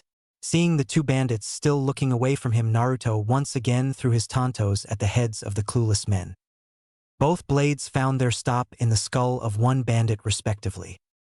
Walking towards the 2 bodies laying face first on the ground, Naruto took his weapons of choice out of the corpses, before flicking the blood off the blades. He really should start using kunai for this kind of thing, since it would probably be a pain to clean the 2 blades afterwards. So now there was only 1 bandit still missing.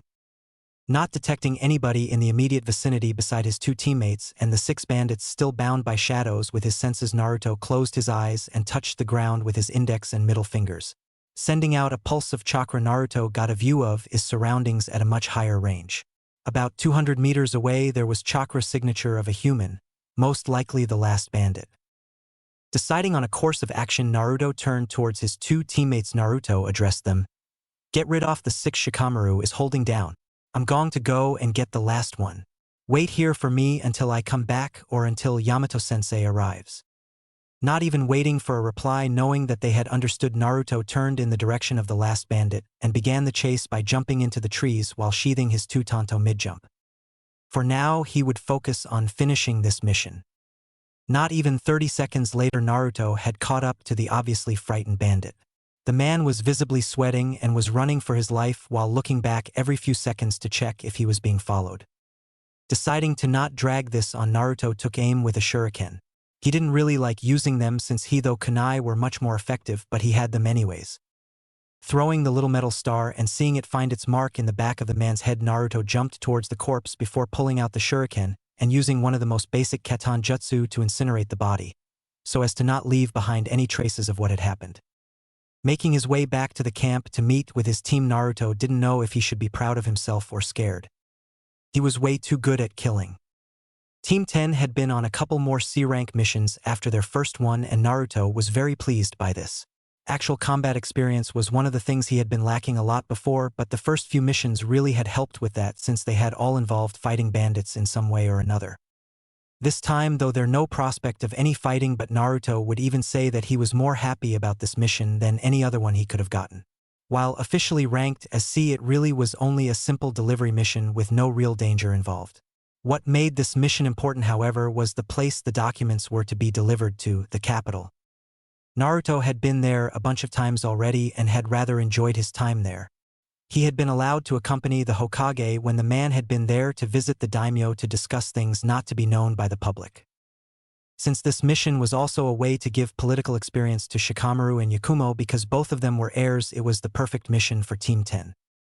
Experience while dealing with politics was important, especially if one couldn't fall back on the elders or advisors of the clan like Naruto. While many thought all the nobles to be bratty and arrogant to some degree, it really was quite different in reality. The daimyo of Fire Country was a prime example of that. Nakamura Hideki was a man who at first glance seemed like a pampered nobleman with only his own desires in his head and arrogance resulting of his status getting to his head. However, upon further inspection, the man was a cunning politician. His family had remained as the royal leaders of Hai no Kuni for a reason, and that was probably it. That, however, didn't mean that there weren't any bratty and arrogant nobles. Naruto had been asked to explain different aspects of the world of nobleman politics to his two teammates, who couldn't fall back on any experience in that regard while in the capital, and that would be what he would do to the best of his abilities. Political parties really had been a pain for Naruto. Since Tsunade had been the only known member of the Senju clan for a while, she had been representing the clan on her one. The problem with that was that Tsunade didn't seem to care for politics in any way. Her reputation as an alcoholic and a gambler and her bad luck had made for a rather bad image that had reflected badly on the whole clan. Naruto, as a new member of the clan, had now been forced to rectify that reputation that had been given to the Senju clan while Tsunade had been the only member. And that meant he had to go to a bunch of banquets, balls, or galas. Most of the time it was just a certain family showing off or trying to gain influence, but Naruto had still been forced to attend. This was also one of the reasons that Naruto had left the village multiple times already. Since most nobles were not shinobi and owned their own land in Hai no Kuni or were living somewhere else entirely, Naruto had needed to travel to different places to attend those parties. The way from Konoha to the capital didn't take very long when traveling at the speeds that shinobi were capable of, but it still took about 3 hours since Yakumo and Shikamaru weren't as fast yet, and they had to slow down a bit because of it. It wasn't an issue though. While the document they were delivering was important, they had been given way more time than necessary to travel to the capital. However, Naruto believed that they would have bring back the response as well, which would explain the 2-day time window they had been given. They had finally arrived at the entrance of the capital. While it was named the capital, it was basically just the palace the daimyo lived in and enough place to support all the people living inside the walls surrounding the property. Since servants and such didn't live inside the palace, external housing still inside the walls was provided for those working in the capital. And then there was also the guard of the daimyo, which also had housing inside the walls, which explained the immense size of the capital. The daimyo of Hai no Kuni was protected by a guard of samurai who were supposed to be the best of the best that could be found. Samurai were actually not easy to fight even for a shinobi, especially those trained in Tetsu no Kuni, or that was what Naruto had read at least. A while ago there had also been a group of 12 fighters picked to defend the daimyo from enemies that samurai couldn't protect him from. The group had been disbanded though when internal fighting inside the group had led to them fighting each other and only 2 surviving the event. Since then no new members had been appointed and the surviving members had gotten back to their former lives. Naruto didn't know if there were any plans to revive the group, and he wasn't sure if there was any reason to. Most of the time no one was dumb enough to attack a daimyo directly, since it would just lead to the next one stepping up. In this world that he had unwillingly become involved in, things weren't solved like that. On the contrary, the people already in power were manipulated or whole families were controlled, through taking influence by, for example, getting a member of another family involved by using a political marriage. Problems were solved in a much more subtle way and not through the hands-on approach that the shinobi of today seem to be so fond of. Before entering through the gate, Team 10 had to state their intention and business and give up all of their weapons. It was a normal procedure, and it wasn't anything abnormal to be asked to lay down your weapons, and it didn't really hurt them in any way. Shinobi didn't need a weapon to be dangerous or deadly. After giving away all of their weapons, they were granted access to the property, and his two teammates seemed almost overwhelmed by the beauty of the place. On the left and right of the path leading to the palace, wonderfully maintained gardens were kept with flowers of almost every kind decorating both sides. A bit farther away, a small stream could be seen flowing through the garden part of the entrance portion of the capital. Where the path and the stream collided, a bridge of what Naruto knew to be extremely expensive wood was placed to allow for a dry crossing. Different trees also decorated the two sides, which was one of the things that made Naruto always appreciated coming to the capital. In the end, it was beautiful scenery that, while being very impressive, didn't overwhelm the person seeing it, with the implication of wealth, since the garden wasn't kept as tightly controlled as others. Because of that, the slightest feeling of freedom was given off, which made the atmosphere of the place a lot lighter. Walking along the path followed and led by two samurai in red armor with the kanji for fire decorating it respectively, Naruto and the other members of Team 10 inspected their surroundings with an intensity different among all of them. The most obvious was Yakumo. She wasn't used to a garden this beautiful and luxurious that still maintained that nature-ish feel. It was hard to describe, which made it all the more interesting to Yakumo, and also gave her the hope of having the chance to draw the garden if there was any time. Shikamaru tried to be much more discreet in his observation, which was only made easier by the fact that he was used to large places of nature, since his family owned a big property with a forest on it to house the deer his clan was known for. Yamato didn't let any outward interest show at all, which was only a testament to his incredibly professionalism and seriousness while on duty. But Naruto could just barely detect the interest in his sensei's eyes when they crossed the wooden bridge, which probably meant that his sensei knew just what he was walking on. Since Naruto was used to the sight already, he didn't let anybody see his appreciation for the place, though he hadn't been any better than Yakumo when he had first laid eyes on the place. He had been much younger at the time and had just started his training outside the academy when he had visited the capital the first time with the Hokage. When they had finally passed through the garden and arrived at the entrance to the palace, they were let in by the guards positioned at the gate once the samurai accompanying them had made the situation known to his colleague. Once inside the palace, a similar expression entered his teammates' faces compared to the one when first entering the capital itself, though magnified multiple times. Naruto knew why as well. His clan and by proxy he himself were quite wealthy, so much so that Naruto would probably never have to worry about earning money, even though the life of a shinobi wasn't cheap.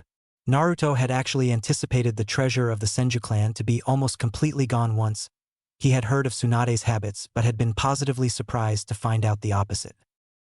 It seemed like his second cousin had only used her own money and not the money of her clan to finance her, in Naruto's opinion, excessive bad habits. Still, his wealth didn't even come close to comparing to the wealth of daimyo, and even if it did, he would never show it off the way the leader of Hai no Kuni did. The whole place basically screamed expensive when one looked at it, but still somehow accomplish it to look composed in its lavish nature.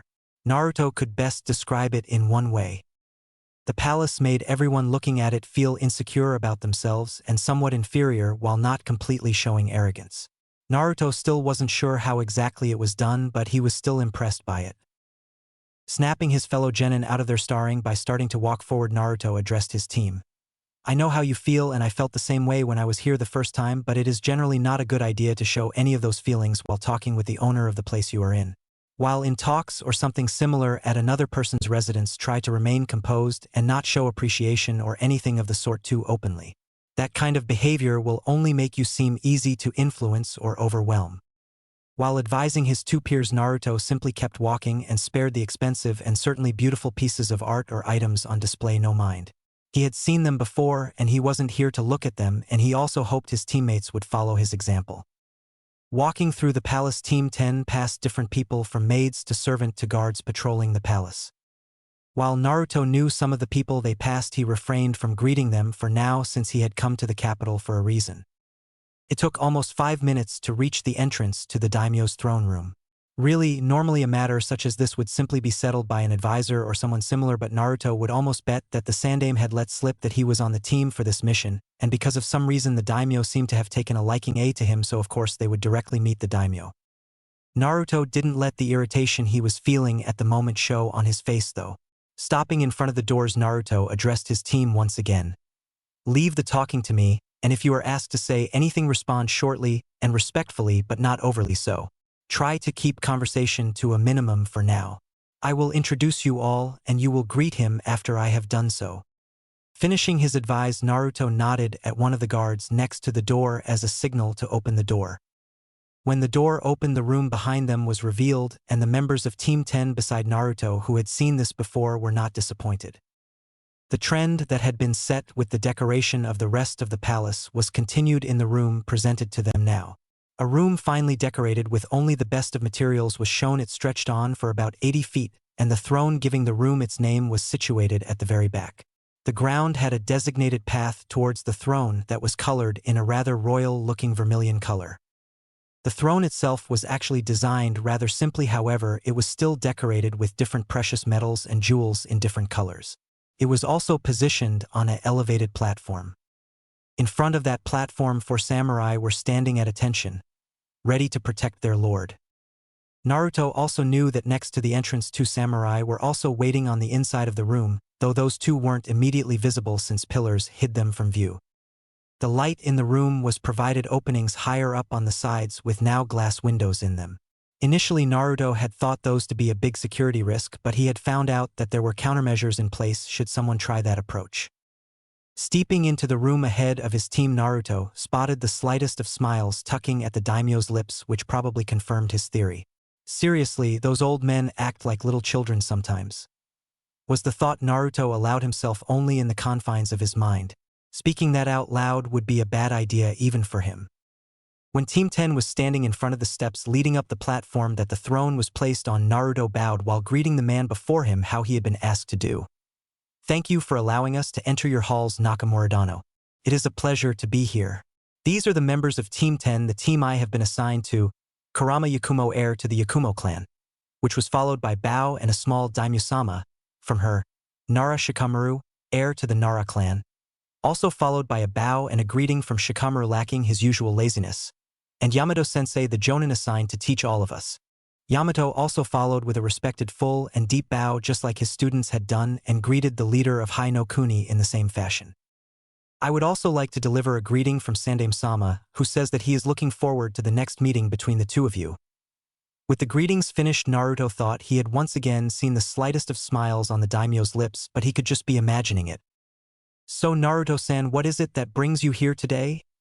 Said the daimyo, still sitting in his throne and conveying nothing but an image of nobility.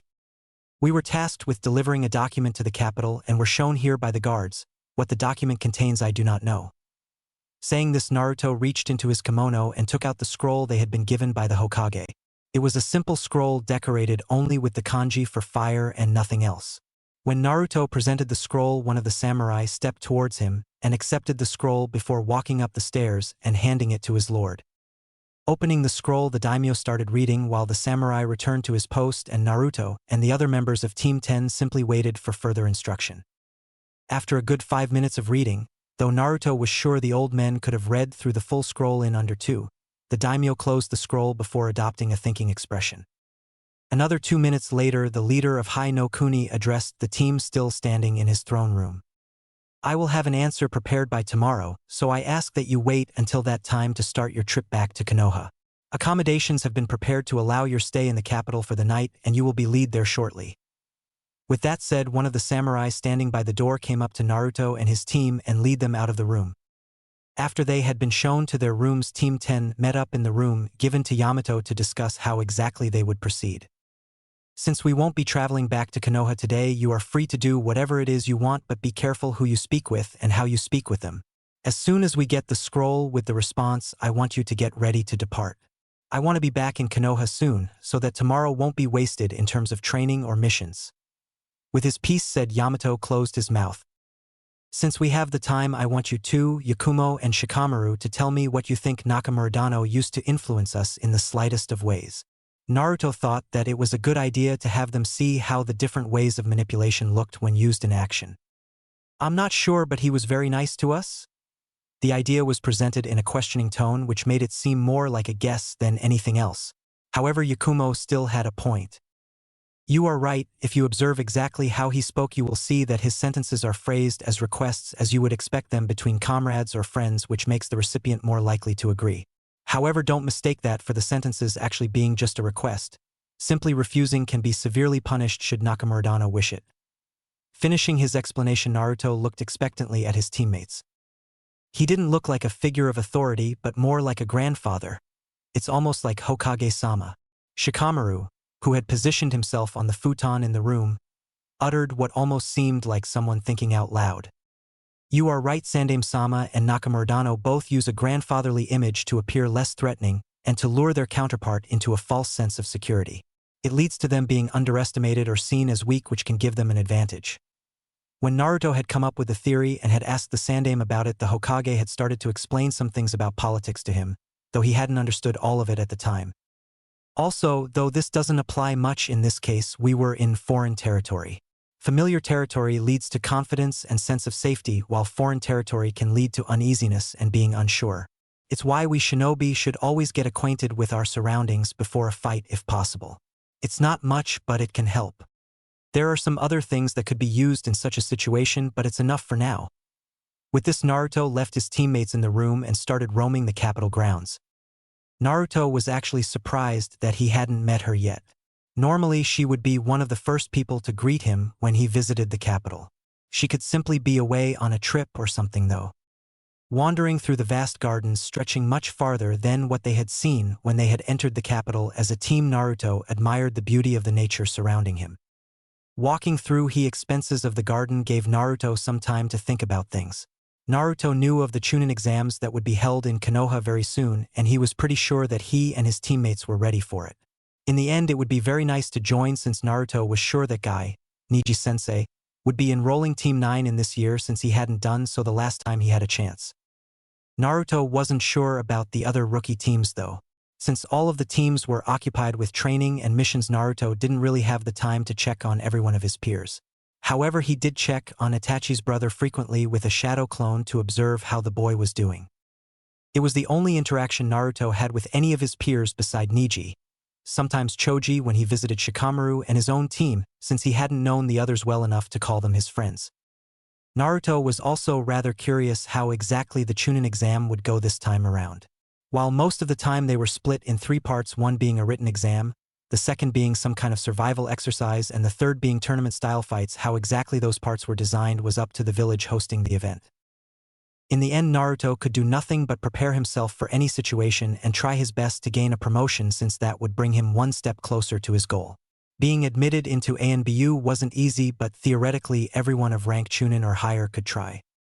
Just when Naruto started imagining possible tasks that he would need to do to be accepted into ANBU, he heard the sound of footsteps behind him. Turning around, Naruto spotted the reason that he had rather liked the idea of going to the capital. It has been a while, Nakamura-sama. It was said in a respectful tone and was accompanied with a bow, though one could detect the slightest upturn of Naruto's lips just before he bowed. How often do I have to tell you to stop calling me that, Naruto-kun? Said the girl opposite of him. Whatever do you mean, Nakamura-sama? I am simply giving you the respect you deserve as the daughter of Nakamura, and do not think me worthy of addressing you with the familiarity you ask of me so frequently. Now Naruto had to actually try to keep his expression in check, since his statement was simply met with an exasperated huff from the girl he was talking to. Nakamura Kasumi had never liked when Naruto addressed her with such formality. While she was aware of her position on social standing, she was also aware just where he stood in the great scheme of things. Heir to the Senju clan, certainly qualified as someone of high standing. It's nice to see you too, Kasumi. This time a rare and small smile was seen on his face, and the slightest bit of happiness was allowed to seep into his normally so indifferent and cold eyes. Picking up on the Senju heir's change in expression, Kasumi also graced him with a smile, though one not as reserved as Naruto's. Naruto had always liked Kasumi better when she was smiling. Their world wasn't one with many reasons to smile, so Naruto believed that he had to cherish those smiles of hers. He could see all the more. Walking towards her while she also started getting closer to him, Naruto looked at her more closely. Her ebony tresses had grown longer and now reached her waist in length, though they still retained that slight waviness to them. She had also grown since he had last seen her. It had been almost 2 years now since he had last been to the capital because he hadn't been able to accompany the Sandaime to the last meeting with the daimyo. While still not as tall as him, though he was rather tall for his age with about 5 foot 3 inches, Kasumi seemed to have grown to about 4 foot 8 inches during the time he hadn't seen her. Her eyes had remained the same though. Those sapphire eyes, so similar and yet so different from his own, were as captivating as ever. While his were cold and harsh like the ice he used, hers were much warmer and brighter. That spark of life and happiness that he had denied himself with the decision of becoming a shinobi was present in her eyes, and Naruto would do his best to keep it there. If he could protect nothing else during his life as a shinobi, he would at the very least protect that spark in any way he could. As the two met in a hug to convey to each other how much they missed the other, Naruto thought that that spark was more precious to him than anything else. It was something that could never be returned once it was lost, and Naruto would wish for Kasumi to never lose it in the first place. If that was possible, though he wasn't sure. Naruto of the True Ice. Killing intent and chakra pressure. First off, the difference between killing intent and chakra pressure has to be made clear. While chakra pressure is simply the pressure that chakra exerts on its surroundings if it is present in large quantities in a small location, killing intent is much more. When using killing intent, the user projects their own feelings, in this case their willingness and intent to kill, with their chakra on the people in the vicinity. One thing that both of these techniques have in common is that shinobi gifted with sensory abilities are affected by them to higher degree, since those individuals are more in touch with their surroundings, and especially the chakra of others surrounding them. While simply letting your own chakra run rampant in a certain distance around the body creates chakra pressure when a high enough amount of chakra is present, killer intent isn't dependent on the amount of chakra to such a degree. Since the own mind and the own chakra are connected, projecting one's feelings isn't a hard practice to learn. However, exclusively projecting certain feelings needs training. This is one of the reasons that killer intent is mostly used by more experienced shinobi. Another reason for it being that projecting your own chakra outwards in the way that killer intent requires still takes good control and a mediocre chakra supply to be achieved. Should inexperienced genin attempt to create either killing intent or chakra pressure, they may inflict themselves with chakra exhaustion very fast, since the body needs, while small amounts, some chakra to support the functions required for surviving, and the chakra that is projected outwards is not available for use in that moment. Both chakra pressure and killer intent can in theory kill an enemy. This, however, requires a high amount of control and chakra to achieve, since the pressure exerted by chakra can only be lethal in extreme amounts, and the feelings transmitted through killer intent need to carry a certain strength to amount to any permanent damage not of psychological nature. Killing in this way would at best be a waste of chakra, since it requires more chakra and effort than basically every other way available. Naruto hadn't at all been surprised when Yamato-sensei had told them that they would be taking part in the Chunin exams soon taking place in Konoha. It hadn't surprised him to find out that Niji's team had been admitted either. To know that Team 7 and 8 would also take part, though, had been unexpected.